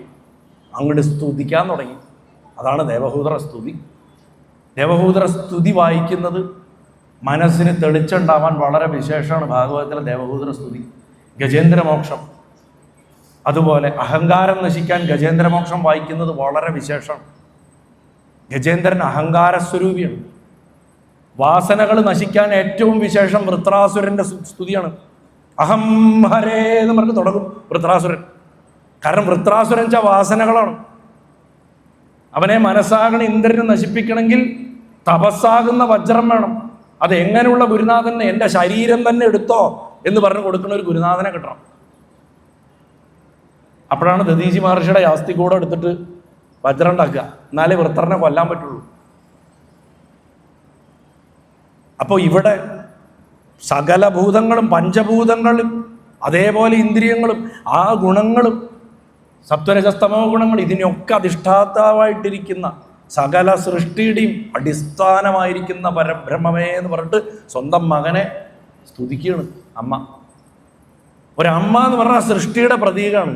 ആ അമ്മ സൃഷ്ടിയുടെ അടിസ്ഥാനത്തിനെ സ്തുതിക്കലാണ് ദേവഹൂതി സ്തുതിയുടെ ഒന്നാമത്തെ ശ്ലോകം. നമുക്ക് വിസ്തരിക്കാൻ സമയമില്ല, അത് മാത്രം പറയാം. നമുക്ക് ഇരുന്നിട്ട് കുറച്ച് നേരം നല്ല രസമാണ്. അങ്ങനെ ഉള്ളിൽ തെളിഞ്ഞു വരും, സംശയങ്ങളൊക്കെ തീരും. സത്വത്തിനും രജസ്സിനും തമസിൻ്റെയും അനുസ്യൂതമായിട്ടുള്ള ഒഴുക്കുകൊണ്ട് പ്രപഞ്ചത്തിൻ്റെ സകല സൃഷ്ടി സ്ഥിതി സംഹാര തിരോധാന അനുഗ്രഹങ്ങൾ പഞ്ചകൃത്യങ്ങൾ ലളിതാ സഹസ്രനാമത്തിൽ പറയും പഞ്ചകൃത്യപരായണ. ഇത് നിർബാധം ചെയ്തുകൊണ്ടിരിക്കുന്ന, എന്നാൽ അതുമായിട്ട് യാതൊരു ബന്ധവും വെക്കാണ്ട് വേറിട്ട് നിൽക്കുന്ന ആ ബ്രഹ്മം തന്നെയാണ് നീ എൻ്റെ മകനെ ഈ ശരീരം എടുത്തു വന്നിരിക്കുന്നത് എന്ന് പറയുന്നു. ഇതൊക്കെ സ്തുതിയിൽ വരണതാണ്. അത് മൂന്നാമത്തെ ശ്ലോകത്തിൽ അത് വരിക. നാലാമത്തെ ശ്ലോകത്തിൽ അമ്മ പറയുക മായയുടെ വൈചിത്ര്യം എന്നല്ലാണ്ട് എന്താ പറയുക? ശ്രദ്ധിച്ച് കേട്ടോളൂ. മായയുടെ ഏറ്റവും വലിയ വൈചിത്ര്യം നമ്മൾ പറയേ എന്താ അല്ലേ മായ, ഇങ്ങനെയും മായയുണ്ടോ എന്ന് ചോദിച്ചിട്ട് ആ അമ്മ ചോദിക്കുക, പ്രപഞ്ചത്തിനെ മുഴുവൻ ഗർഭത്തിൽ വെച്ചവനെ നീ എൻ്റെ ഗർഭത്തിൽ ജനിച്ചല്ലോ. ഇതിലിപ്പരം വലിയൊരു മായയുണ്ടോ ഈ ലോകത്തിൽ? പ്രപഞ്ചത്തിനെ മുഴുവൻ വയറ്റിൻ്റെ ഉള്ളിൽ വെച്ചവനാരാ? ദാമോദരൻ. പ്രപഞ്ചത്തിനെ മുഴുവൻ വയറ്റിൽ സൂക്ഷിക്കണവൻ ഹിരണ്യഗർഭൻ, വേദമൂർത്തി ഭഗവാൻ ഗുരുവായൂരപ്പൻ. ആ ഭഗവാൻ എൻ്റെ വയറ്റിൽ ജനിച്ചല്ലോ. ഇത് തന്നെയാണ് പുരന്ദരദാസൻ ജഗതോദ്ധാരണ അടിശീതള യശോദ എന്ന് പറഞ്ഞ് പാടിയത്. പ്രപഞ്ചത്തിനെ ഉദ്ധരിക്കണവൻ്റെ കൂടെ താ മിറ്റത്തെ മണ്ണിൽ യശോദ കളിക്കണു. അപ്രമേയൻ, ഒരു വിഷയത്തിലും പെടുത്താൻ പറ്റാത്തവൻ, എല്ലാറ്റിനും അതീതനായിട്ടുള്ളവൻ. അണോരണീയൻ, കടുകിനെക്കാട്ടിലും ചെറുതാവാൻ സാധിക്കുന്നവൻ, അല്ലെങ്കിൽ ചെറിയ വസ്തുക്കളിൽ പോലും ഉള്ളവൻ. മഹതോ മഹീയൻ, എത്രയോ വലിപ്പത്തിലിരിക്കുന്നവൻ. അവൻ്റെ കൂടെ താ മണ്ണിൽ കളിക്കണു യശോദ. അതാണ് ഭക്തിയുടെ ശക്തി. അണോരണീയന മഹതോ മഹീയന. അണോരണീയന മഹതോ മഹീയന അപ്രമേയന ജഗതോദ്ധാരണ അടിശീതള യശോദ. അർത്ഥമറിഞ്ഞ് പാട്ട് കേട്ടാൽ നാടൻ ഭാഷയെ പറഞ്ഞ പുല്ലരിക്കും. അർത്ഥമറിഞ്ഞ് കേൾക്കണം. യശോദയുടെ മഹത്വം അവിടെ മനസ്സിലാവുക. ആ യശോദയ്ക്ക് തുല്യം, അതിഥിക്ക് തുല്യം, ദേവകിക്ക് തുല്യം ഒരു കഥാപാത്രത്തിനെ നമുക്ക് ഭാഗവതത്തിൽ കാണാൻ പറ്റുമെങ്കിൽ അത് ഈ അമ്മയാണ്. ഈ മകനെ പ്രസവിച്ച അമ്മയാണ്, ഈ ദേവഹൂതിയാണ്. ആ അമ്മ പറയുക നാലാമത്തെ ശ്ലോകത്തിൽ, പ്രപഞ്ചത്തെ ഉദരത്തിൽ കൊണ്ട് നടക്കണവനെ നീ എൻ്റെ ഉദരത്തിൽ ഊറിയല്ലോ എന്ന് പറഞ്ഞിട്ട് ഇതാക്കും. അതിനുശേഷം ഭക്തിയെ സ്തുതിക്കുന്നു. ചണ്ഡാളന് പോലും, അതായത് ദുഷ്കർമ്മങ്ങൾ ചെയ്യണവന് പോലും നാമം ഉച്ചരിച്ചു കഴിഞ്ഞാൽ മോക്ഷത്തെ നീ കൊടുക്കണമല്ലോ. നാമം കൊണ്ട് നീ അവനെ ഉദ്ധരിക്കണമല്ലോ. 6-7 ശ്ലോകങ്ങളിൽ പറയണു. അതിനുശേഷം പറയണു, എന്ത് തപസ് ചെയ്താലും, എവിടെ കേട്ടാലും, യജ്ഞങ്ങൾ നടത്തിയാലും, തീർത്ഥസ്നാനം ചെയ്താലും നിന്റെ നാമം സ്മരിച്ചില്ലെങ്കിൽ, നിന്നെ ഓർത്തില്ലെങ്കിൽ അതൊക്കെ വിഫലല്ലേ എന്ന് സൂചിപ്പിക്കുന്നു. അതിനുശേഷം ഭക്തി എല്ലാവർക്കും ഉള്ളതാണ്. അത് ഒരു വിഭാഗം ആൾക്കാർക്ക് മാത്രമുള്ളതല്ല. അതിൽ ഇടനിലക്കാരില്ല. ഭഗവാനും നമ്മളും ഇടനിലക്കാരാരുമില്ല. എന്തിന് ഭഗവാനും ഞാനും എന്ന് പറയണത് പോലും ഭക്തിയുടെ കാഴ്ചപ്പാടിൽ വിഡ്ഢിത്തരമാണ്. ഞാനും എൻ്റെ മൂക്കും കൂടി കല്യാണത്തിന് പോയോ എന്ന് ആരെങ്കിലും ചോദിക്കുമോ? അല്ലെങ്കിൽ പറയോ? ഞാൻ എപ്പോഴും പറയാറുള്ളൊരു എക്സാമ്പിൾ അത്, സ്ഥിരം കേൾക്കണവർ ക്ഷമിക്കുക. ഞാനും എൻ്റെ മൂക്കും കൂടി കല്യാണത്തിന് പോയി എന്ന് പറയോ? ഞാനും എൻ്റെ മൂക്കും കൂടി സപ്താഹം കേൾക്കാൻ പോയി എന്ന് പറയോ? പറയില്ലല്ലോ. അതുപോലെയാണ് ഞാനും ഭഗവാനെന്ന് പറയണത് തന്നെ. ഭഗവാനേ ഉള്ളൂ, ഞാനില്ല. പ്രപഞ്ചമില്ല, ഭഗവാനേ ഉള്ളൂ. കാണായ സമസ്തം ഭഗവാൻ. ഇതില്ല, ഇതൊക്കെ നശ്വരം മായ എന്നൊക്കെ പറഞ്ഞതിന് മുമ്പ് ഇതും ഭഗവാനാണെന്ന് അങ്ങോട്ട് ഉറപ്പിക്കുക. പിന്നെ ഈ കാണാവുന്ന വ്യത്യാസങ്ങളൊന്നുമില്ല. നാമവും രൂപവും കൊണ്ടാണ് ഇതൊക്കെ നിൽക്കുന്നത്. കാണാൻ ഒരു ആകൃതി, അതിനൊരു പേര്. ഇതിനെ ആലിന് വിളിക്കണു, ഇതിനെ മൈക്ക് എന്ന് വിളിക്കണു, അതിനെ സ്പീക്കറെ വിളിക്കണു, ഇത് ഭഗവാന്റെ അർച്ചാവതാരമൂർത്തികളായിട്ടുള്ള പ്രതിമകളെന്ന് വിളിക്കണു. ഇതൊക്കെ നാമവും രൂപമാണ്. ഈ നാമവും രൂപവും പോയി കഴിഞ്ഞാൽ പിന്നെയും 3 അവശേഷിക്കും: സത്തും ചിത്തും ആനന്ദും. സച്ചിദാനന്ദം അവശേഷിക്കും. അതിലേക്ക് എത്തുക എന്നുള്ളതാണ് നമ്മൾ ജീവിച്ചിരിക്കുമ്പോൾ തന്നെ ചെയ്യേണ്ടത്. അവസാനം അമ്മ നമസ്കരിച്ചിട്ട് പറയണം, മകനെ, എനിക്ക് മാർഗനിർദ്ദേശം നീ തന്നു, സാക്ഷാത്കാരത്തിനായിട്ട് അനുഗ്രഹിക്കണം എന്നുള്ള സങ്കല്പത്തോട് കൂടിയിട്ട് ആ മകനെ നമസ്കരിക്കുമ്പോൾ അവസാനം പോകുന്നതിന് മുമ്പ് അമ്മയ്ക്ക് ഒരിക്കൽ കൂടി 9 തൊട്ട് 12 വരെയുള്ള ശ്ലോകങ്ങളിൽ അമ്മയ്ക്ക് ഉറപ്പുവരുത്താം, അമ്മ ഇത് മാത്രം ചെയ്താൽ മതി, അമ്മ നിശ്ചയമായിട്ടും കരകടക്കും, കരയിലെത്തും, ഒരു സംശയവും വേണ്ട എന്ന് പറഞ്ഞിട്ട് ആ മകൻ അമ്മയുടെ കൈ പിടിച്ച് അമ്മയെ കെട്ടിപ്പിടിച്ച് ആശ്ലേഷിച്ച് ഉമ്മ കൊടുത്ത് അനുഗ്രഹിച്ച് അവിടുന്ന് തപസ്സിന് പോകണം. ജീവൻ മുക്തിക്ക് ഈ മാർഗമാണ് ഏറ്റവും ഉത്തമമായിട്ടുള്ള മാർഗം. ഇത് സരളമാണ്. ഇത് അമ്മ പ്രാക്ടീസ് ചെയ്യൂ. ഇത് എത്രയോ തലമുറകളായിട്ട്, യുഗങ്ങളായിട്ട്, സഹസ്രകാലങ്ങളായിട്ട് മഹാത്മാക്കൾ പരീക്ഷിച്ച് വിജയിച്ചിട്ടുള്ള മാർഗമാണ്. ഇത് ധൈര്യമായിട്ട് ഫോളോ ചെയ്തോളൂ എന്ന് പറഞ്ഞിട്ട് ആ മകൻ അമ്മയെ അനുഗ്രഹിച്ചിട്ട് അവിടുന്ന് പോയി കളയും. വാസ്തവത്തിൽ ഈ 2 അധ്യായത്തിലും നമ്മൾ ഗൃഹസ്ഥർക്ക് ചെയ്യാവുന്ന അനവധി സാധനകൾ ഇതിൻ്റെ അകത്തുണ്ട്. അതിലേറ്റവും പ്രധാനം, വളരെ ലളിതമായിട്ട് പറഞ്ഞാൽ, സമർപ്പണ ബുദ്ധിയോട് കൂടിയിട്ട് ഇരിക്കുക എന്നുള്ളതാണ്. സമർപ്പിച്ച് സമർപ്പിച്ച് സമർപ്പിച്ച് സമർപ്പിച്ച് ജീവിക്കുക. ആ സമർപ്പണത്തിനാണ് പ്രാധാന്യം. എന്താ സമർപ്പിക്കുക? പറ്റുന്നതൊക്കെ സമർപ്പിക്കുക, ഓർമ്മ വരുന്നതൊക്കെ സമർപ്പിക്കുക. കുറച്ച് കഴിയുമ്പോൾ എന്താ, അത് ഒരു കഷ്ടപ്പെട്ട് ചെയ്യേണ്ട ഒരു കാര്യമേ അല്ലാതായിട്ട് വളരെ ലളിതമായിട്ടുള്ള ഒരു ഒഴുക്കായിട്ട് മാറും. എഫർട്ട്ലെസ് ആവും. ഭക്തി എഫർട്ട്ലെസ് ആവും. ഭക്തി എഫർട്ട്ലെസ് അല്ലെങ്കിൽ ഭയങ്കര പ്രശ്നമാണ്. രാവിലെ എണീക്കണം, അമ്പലത്തിൽ പോകണം, ഇന്ന് പറ്റില്ല, ജപിക്കാൻ പറ്റില്ല, മുട്ടുവേനയാണ്. ഇതൊക്കെ എന്താ കാരണം അറിയോ? ഭക്തി എഫർട്ട്ലെസ് അല്ല. കഷ്ടപ്പെട്ട് ചെയ്യേണ്ട എന്തോ ആണ് ഭക്തി എന്നുള്ള ചിന്ത വരണോണ്ടാണ്. പിന്നെയും തിരക്ക് കൂടും. ഞാൻ പറയാറുണ്ട്, ഏതെങ്കിലും ഒരു സത്രത്തിനോ യജ്ഞത്തിനോ ഒരു 10:30-11 മണിയുടെ സ്ലോട്ട് കിട്ടിയ ഭയങ്കര ഭാഗ്യം. എന്താ വെച്ചാൽ കേൾക്കാൻ നിറയെ പേരുണ്ടാവും. 1 മണിക്ക് അന്നദാനമാണ്. 1 മണിക്ക് അന്നദാനമാണ്. അപ്പം നിറയെ ആൾക്കാരുണ്ടാവും. അതിനെടുക്കണ എഫർട്ട് പോലും നമ്മൾ ഒരു നിമിഷം മനസ്സ് ശുദ്ധാക്കാൻ എടുക്കില്ല. ഇന്നലെ രാത്രി കഴിച്ച പ്ലേറ്റ് കഴുകാണ്ട് ഇന്ന് രാവിലെ നിങ്ങൾ ബ്രേക്ക്ഫാസ്റ്റ് കഴിക്കുമോ? അതേ പ്ലേറ്റിൽ കഴിക്കില്ല. അതേ പ്ലേറ്റിൽ തന്നെ ഉച്ചക്കത്തെ ഭക്ഷണം കഴിക്കുമോ? കഴിക്കില്ല. അതേ പ്ലേറ്റിൽ രാത്രിയത്തെ ഭക്ഷണം കഴിക്കുമോ? കഴിക്കില്ല. നമ്മളിവിടെ കൊല്ലങ്ങളായിട്ട് കഴുകാത്ത മനസ്സാകണ പ്ലേറ്റിലാണ് ഈ ഉപദേശം മുഴുവൻ വെച്ചുകൊണ്ടിരിക്കുന്നത്. കൊല്ലങ്ങളായിട്ട്, ജന്മങ്ങളായിട്ട് കഴുകിയിട്ടില്ല. ഒരാചാര്യം പറയും ഇന്നത്, ഉടനെ തലേ കയറ്റും. അടുത്ത ആചാര്യം പറയും, അയാൾ പറഞ്ഞ കേൾക്കില്ല, തലയുടെ പുറകെ കൂടെ റീലോടും. മറ്റേ ആചാര്യൻ ഇങ്ങനെയല്ലല്ലോ പറഞ്ഞു, കൺഫ്യൂഷനായി. എന്നിട്ട് ഈ 2 ആചാര്യന്മാർ പറഞ്ഞത് വെച്ചിട്ട് 3ാമത്തെ ആചാര്യം പറഞ്ഞ കേൾക്കും. കൺഫ്യൂഷൻ അതിലും അധികമായി. ഇതിനൊക്കെ പ്രശ്നം എന്താ? ഉത്തരങ്ങൾ നമ്മൾ പുറത്തന്വേഷിച്ച് നടക്കണോണ്ടാണ്. അകത്തന്വേഷിക്കുക, തന്നെ ക്ലിയറാവും.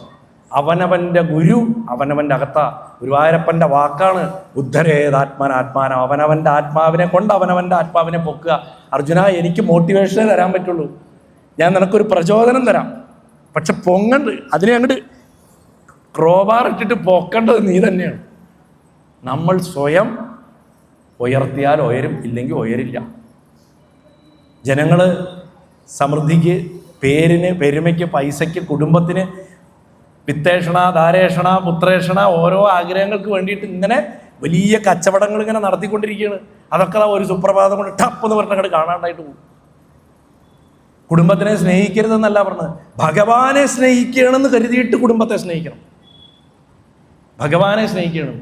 അപ്പം ഞാൻ പറയും, സ്വന്തം ജീവിച്ചിരിക്കുന്ന അച്ഛനമ്മമാരെയും പിതൃക്കൾക്കും കേരളത്തിൻ്റെ സവിശേഷ സാഹചര്യത്തിൽ സർപ്പങ്ങൾക്കും പരദേവതയ്ക്കും ഗ്രാമക്ഷേത്രത്തിലും തൊഴാതെ നിങ്ങൾ ഏത് തീർത്ഥാടനം നടത്തിയിട്ടും നിങ്ങൾ രക്ഷപ്പെടില്ല, ഏത് ജ്യോതിഷ പരിഹാരം നടത്തിയിട്ടും നിങ്ങൾ രക്ഷപ്പെടില്ല. അപ്പം ചില ബിരുദന്മാർ ചോദിക്കും, ഞങ്ങളുടെ അച്ഛനമ്മമാർ ശരിയല്ല, ഞങ്ങളെ സ്നേഹിച്ചിട്ടില്ല, അങ്ങനെയുള്ളവരെയും ഞങ്ങൾ സ്നേഹിക്കണോ എന്ന് ചോദിക്കും. അപ്പം ഞാൻ പറയും, നിങ്ങളുടെ ഇപ്പം ഈ ശരീരം കൊണ്ട് നിങ്ങൾ ദുഃഖം മാത്രമേ അനുഭവിക്കുള്ളൂ, അല്ല, സുഖം അനുഭവിക്കുന്നുണ്ട്. അപ്പൊ നിങ്ങൾക്കൊരു ശരീരം കിട്ടിയില്ലേ? ആ ശരീരം തന്നതാരാ? ഈ ദ്രോഹിക്കണമെന്ന് പറഞ്ഞ അച്ഛനമ്മമാരാ. അതുകൊണ്ട് നിങ്ങൾക്ക് ആ കടപ്പാട് പോവില്ല. അതുകൊണ്ട് അവരെത്ര ദ്രോഹിക്കുന്നവരാണെങ്കിലും അവരെ മാനിക്കേണ്ടത് പ്രകൃതിയിൽ നമ്മുടെ കടമയാണ്. നമ്മൾ പക്ഷെ ചെയ്യേണ്ടത് എന്താ? അവർ നമ്മളോട് പെരുമാറിയ പോലെ നമ്മളുടെ മക്കളോട് പെരുമാറരുത്. നമ്മളവരെ നന്നായിട്ട് നോക്കണം. പ്രകൃതിയുടെ ധർമ്മമാണ്. അമ്മ എന്ത് പ്രതീക്ഷിച്ചിട്ടാണ് നമ്മളെ നോക്കുന്നത്? ഒന്നും പ്രതീക്ഷിച്ചിട്ടല്ല. അവൾക്ക് ഗുരുതി വേണ്ട, അവൾക്ക് തെച്ചിപ്പ് വേണ്ട, അവൾക്ക് പട്ട് വേണ്ട, പായസം വേണ്ട, ഒന്നും വേണ്ട. അവള് പെറ്റ മക്കളാടോ നമ്മള്. നിങ്ങൾ അവളെ തിരിഞ്ഞു നോക്കിയില്ലേ പോലും അവൾ ഇവിടെ തന്നെ ഇരിക്കും. ചില ക്ഷേത്രങ്ങൾ കണ്ടിട്ടില്ലേ? കഷ്ണം കഷ്ണമായിട്ട് കിടന്നിട്ടുണ്ടാവും. ആ ലഹളക്കാലത്ത് തല്ലിപ്പൊട്ടിച്ചു, ഈ ലഹളക്കാലത്ത് തല്ലിപ്പൊട്ടിച്ചു പറഞ്ഞിട്ട് 100 കൊല്ലം കഴിയുമ്പോൾ ദേവപ്രശ്നം വെക്കുമ്പോൾ പറയും ആ ഭഗവാൻ ഇപ്പോഴും ഇവിടെയുണ്ട്. എന്താ കാരണം? മക്കൾക്ക് വേണ്ടിയിട്ട് ചെതറിയ ശരീരമായിട്ട് ആ പറമ്പുകളിൽ കിടക്കണം. ആ നാടിന് വേണ്ടിയിട്ട്, ആ ദേശത്തിന് വേണ്ടിയിട്ട്. അപ്പൊ ഈശ്വരനായിട്ട് കാണുക സകലത്തിനും. നിങ്ങളൊരു സോഫ്റ്റ്വെയർ എഞ്ചിനീയർ ആണോ? പ്രോഗ്രാമിംഗ് ചെയ്യണത് നിങ്ങൾ ഭഗവാന് വേണ്ടിയിട്ടാണ് സങ്കല്പിക്കണേൽ ആരാ നിങ്ങളെ തടയണത്? നിങ്ങളത് കൊട്ടിക്കോഴിച്ച് നടക്കേണ്ട ആവശ്യമില്ല. കാരണം ചുറ്റും പരിഹാസികളായിരിക്കും. പ്രത്യേകിച്ച് കേരളത്തിലെ പുച്ഛമാണ് മലയാളിയുടെ അടിസ്ഥാന വികാരം. ഒന്നും അറിയില്ല എന്നൊക്കെ അറിയാം, മനസ്സിന് ഒരു ബലവുമില്ല, ഏറ്റവും കൂടെ ആത്മഹത്യയും ചെയ്യും. ആരെ ബഹുമാനിക്കണം എന്നറിയില്ല, എവിടെ എങ്ങനെ പെരുമാറണം എന്നറിയില്ല. എത്രയോ മഹാത്മാക്കൾ ജീവിച്ച മണ്ണാണ്. അതാണ് അതിലെ തമാശ. മഹാത്മാക്കൾ സഞ്ചരിച്ച, മഹാത്മാക്കൾ പിറന്നു വീണ മണ്ണാണ് കേരളത്തിൻ്റെ. പക്ഷെ ഇന്നത്തെ അവസ്ഥ അതിഭീകരമാണ്, പറയാതെ വയ്യ. എന്നാലും ചെറുപ്പക്കാർ നമ്മളിന്ന് കരുതുന്നത് പോലെ അത്ര മോശാവസ്ഥയിലൊന്നുമല്ല. ഇപ്പം ഞാൻ ഈ കഴിഞ്ഞ 4-5 വർഷമായിട്ട് ഈ മേഖലയിൽ വന്നതിന് ശേഷം എത്രയോ മിടുമിടുക്കന്മാരായിട്ടുള്ള കുട്ടികൾ, അവരിലാണ് നമ്മുടെ ധർമ്മം നിൽക്കാൻ പോകുന്നത്. അതിവിടെ നിന്നല്ല, വിദേശത്തും ഒക്കെ ആ ഭഗവാനെ സ്നേഹിക്കുന്നൊരു തലമുറ ഉണ്ടായി വരുന്നുണ്ട്. അല്ലാണ്ട് അവരെ എല്ലാവരെയും നിങ്ങൾ പുക എന്ന് പറഞ്ഞിട്ട് തള്ളിക്കളയരുത്. അവസ്ഥയല്ല, അതിൻ്റെ പ്രത്യാശയുണ്ട്. അപ്പൊ ഭഗവാൻ പഠിപ്പിക്കുന്നതാണ് സകലത്തിലും നാരായണനെ കാണും. വിവേകാനന്ദൻ പറഞ്ഞു, ദരിദ്രനാരായണന്മാരെ പൂജിക്കൂ. പുറത്തുതാ ദരിദ്രനാരായണന്മാരിരിക്കുന്നുണ്ട്, അവർക്കുള്ളത് കൊടുക്കൂ എന്ന് പറഞ്ഞു. അതിൻ്റെ അർത്ഥം ഇതാണ്. എങ്ങനെയാണോ ഒരു ബുദ്ധിമാനായിട്ടുള്ള കർഷകൻ വെള്ളത്തിൻ്റെ ഒഴുക്കിനെ തോട് വെട്ടി തിരിച്ചു വിട്ട് തൻ്റെ പാടത്തേക്ക് കൊണ്ടുവന്നിട്ട് കൃഷിയിടങ്ങളിലേക്ക് അത് ഉപയോഗിക്കുന്നത്, അതേപോലെ തന്നെ നമ്മൾ നമ്മുടെ ഓരോ പ്രവൃത്തിയെയും ഭഗവാങ്കലേക്ക് തോട് വെട്ടിക്കൊണ്ടുവന്ന് വിടണം. ദേവഹൂതിയുടെ അടുത്ത് കപിലൻ പറഞ്ഞ ഏറ്റവും പ്രധാനപ്പെട്ട കാര്യം അതാണ്. ഭഗവാന് കൊടുക്കാത്തതൊക്കെ വിഫലം. ഭഗവാൻ എന്തു കൊടുത്തുവോ അതൊക്കെ സഫലം. എന്തും പ്രസാദാക്കുക, എന്തും ഗുരുവായൂരപ്പൻ്റെ പ്രസാദാക്കുക, എന്തും അമ്മയുടെ പ്രസാദാക്കുക, എന്തും മഹാദേവൻ്റെ പ്രസാദാക്കുക. ഇനി നിങ്ങൾ വേദാന്തിയാണെങ്കിൽ സകലതും ബ്രഹ്മാർപ്പണം, അല്ലെങ്കിൽ ശിവാർപ്പണം, അല്ലെങ്കിൽ അമ്പാർപ്പണം, അല്ലെങ്കിൽ നാരായണാർപ്പണം, ഇങ്ങനെ കൊടുക്കാൻ സാധിക്കുക. അങ്ങനെ സമർപ്പിച്ച് സമർപ്പിച്ച് സമർപ്പിച്ച് സമർപ്പിച്ചിട്ട് ശ്രീരാമകൃഷ്ണദേവൻ പറഞ്ഞൊരു കഥ ഞാൻ പല സ്ഥലത്തും പറയാറുണ്ട്.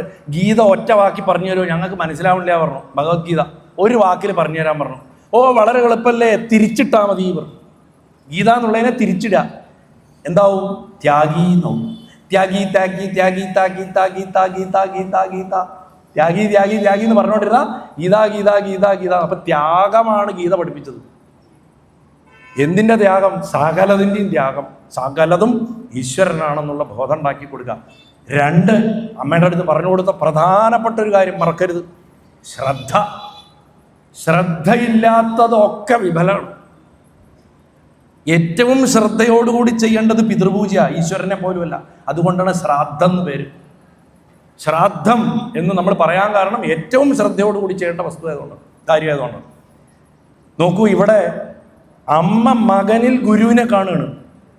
ശ്രദ്ധ ഒട്ടുമില്ലെങ്കിൽ ഇടയ്ക്കിടയ്ക്കൊക്കെ ഇത് മകനല്ലേ എന്ന് തോന്നും. ഒരു എക്സാമ്പിൾ പറയാം. മകൻ ഇരുന്നിട്ട് മണിക്കൂർ കണക്കിന് ഉപദേശം കൊടുത്തുകൊണ്ടിരിക്കുകയാണ്. അമ്മ അതിൻ്റെ ഇടയ്ക്ക് ചോദിക്കും, കുട്ടി നിനക്ക് വിശക്കുണ്ടോ? അല്ലെങ്കിൽ നീ എന്തിനീ നിലത്തന്നെ ഇരിക്കണം, കാല് ധരിക്കില്ലേ, കസേര കയറിയിരിക്കുക. അപ്പൊ ഇവിടെ ഒഴുകി പറയും, അമ്മ ഇടയിൽ പറയല്ലേ, ഞാൻ പറഞ്ഞുകൊണ്ടിരിക്കുകയല്ലേ എന്ന് പറയും. കാരണം എന്താ? അമ്മയുടെ ഉള്ളിൽ മാതൃഭാവം ഉണരണോണ്ടാണ്. ശ്രദ്ധ പോയി. അവിടെ ശ്രദ്ധ പോവരുത്. ഈ ഉച്ചയ്ക്ക് അടുക്കുന്തോറുള്ള പ്രശ്നം എന്താണ്? ഇന്ന് എന്തായിരിക്കും കറി, നവിയലായിരിക്കുമോ? ഇന്ന് 2 പപ്പടം കിട്ടുമോ? ആദ്യത്തെ പന്തിയിൽ തന്നെ പോയിരിക്കുമോ? ഇന്നലെ പോയിരുന്ന പന്തിയിൽ ഇരുന്നപ്പോഴേക്കും പപ്പടം കഴിഞ്ഞിട്ടുണ്ടായിരുന്നു. അവിടെ പ്രശ്നമാണ് സംഭവിക്കുന്നത്. അപ്പം ഇവിടെ ഹൃദയം ശുദ്ധമാകുമ്പോൾ ഭഗവാൻ ആരിൽ കൂടിയും പഠിപ്പിക്കും. ഹൃദയം ശുദ്ധമല്ലെങ്കിൽ ആരിൽ കൂടെ ഭഗവാൻ പഠിപ്പിക്കാൻ തയ്യാറാണെങ്കിലും സ്വീകരിക്കാൻ നമ്മൾ തയ്യാറായിരിക്കില്ല. അവനാരാ എന്നെ പഠിപ്പിക്കാൻ? ഇതല്ലേ ചോദിക്കുക.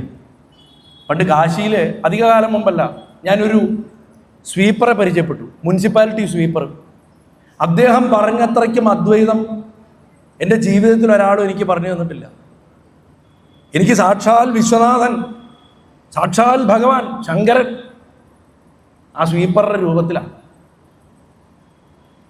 അദ്ദേഹം ചെയ്യുന്നത് സമ്പൂർണ്ണ സമർപ്പണമായിട്ടാണ്. മക്കളെയൊക്കെ പഠിപ്പിച്ച് വളർത്തി വലുതാക്കി നല്ല നിലയിലാണ് അദ്ദേഹം. പക്ഷെ തൂപ്പ് ജോലിയാണ് ഇപ്പോഴും ചെയ്യണത്.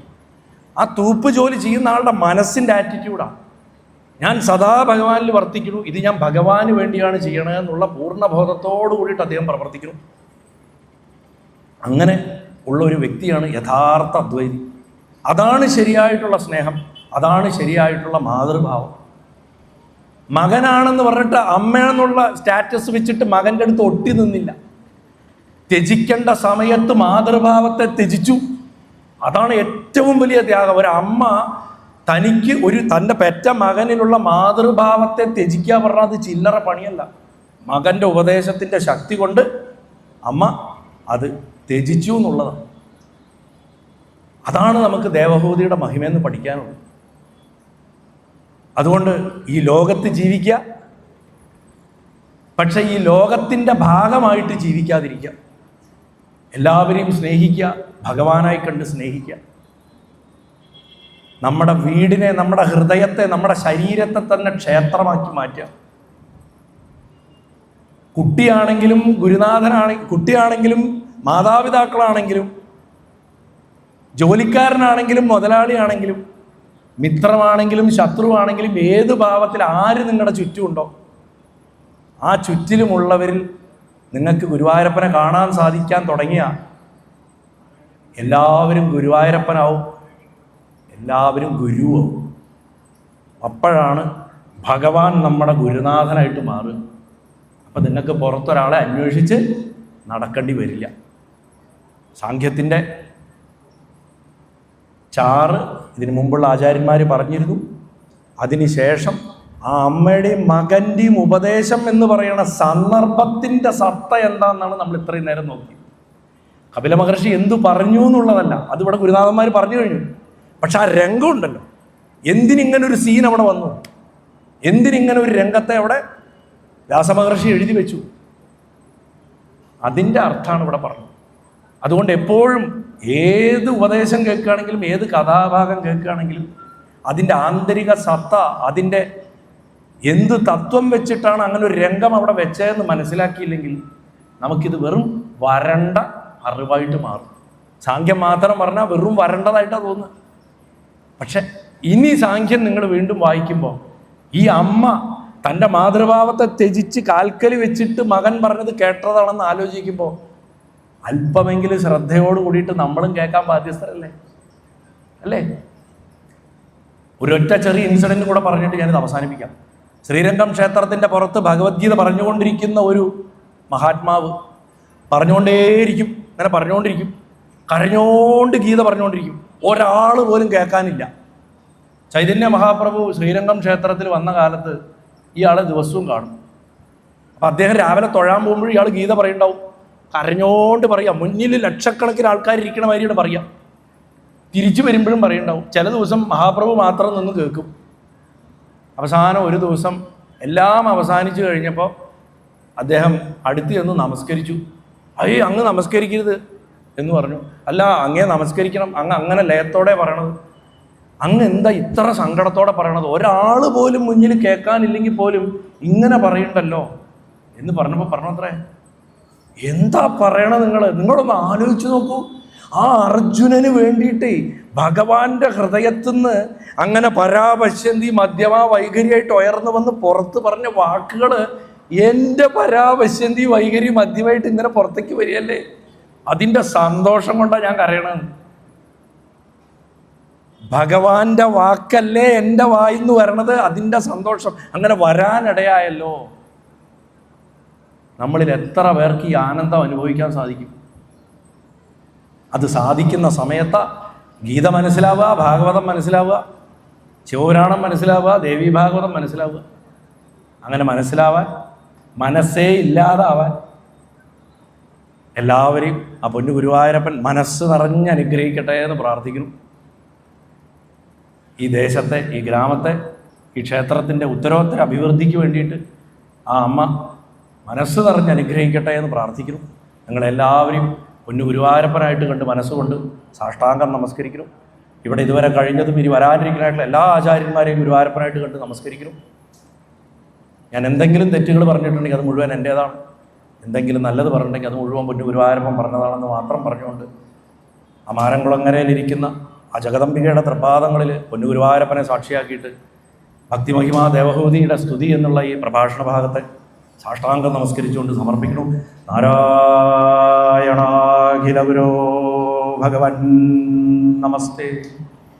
ഗുരുവായൂരപ്പ അമ്മേ സർവേശ്വരി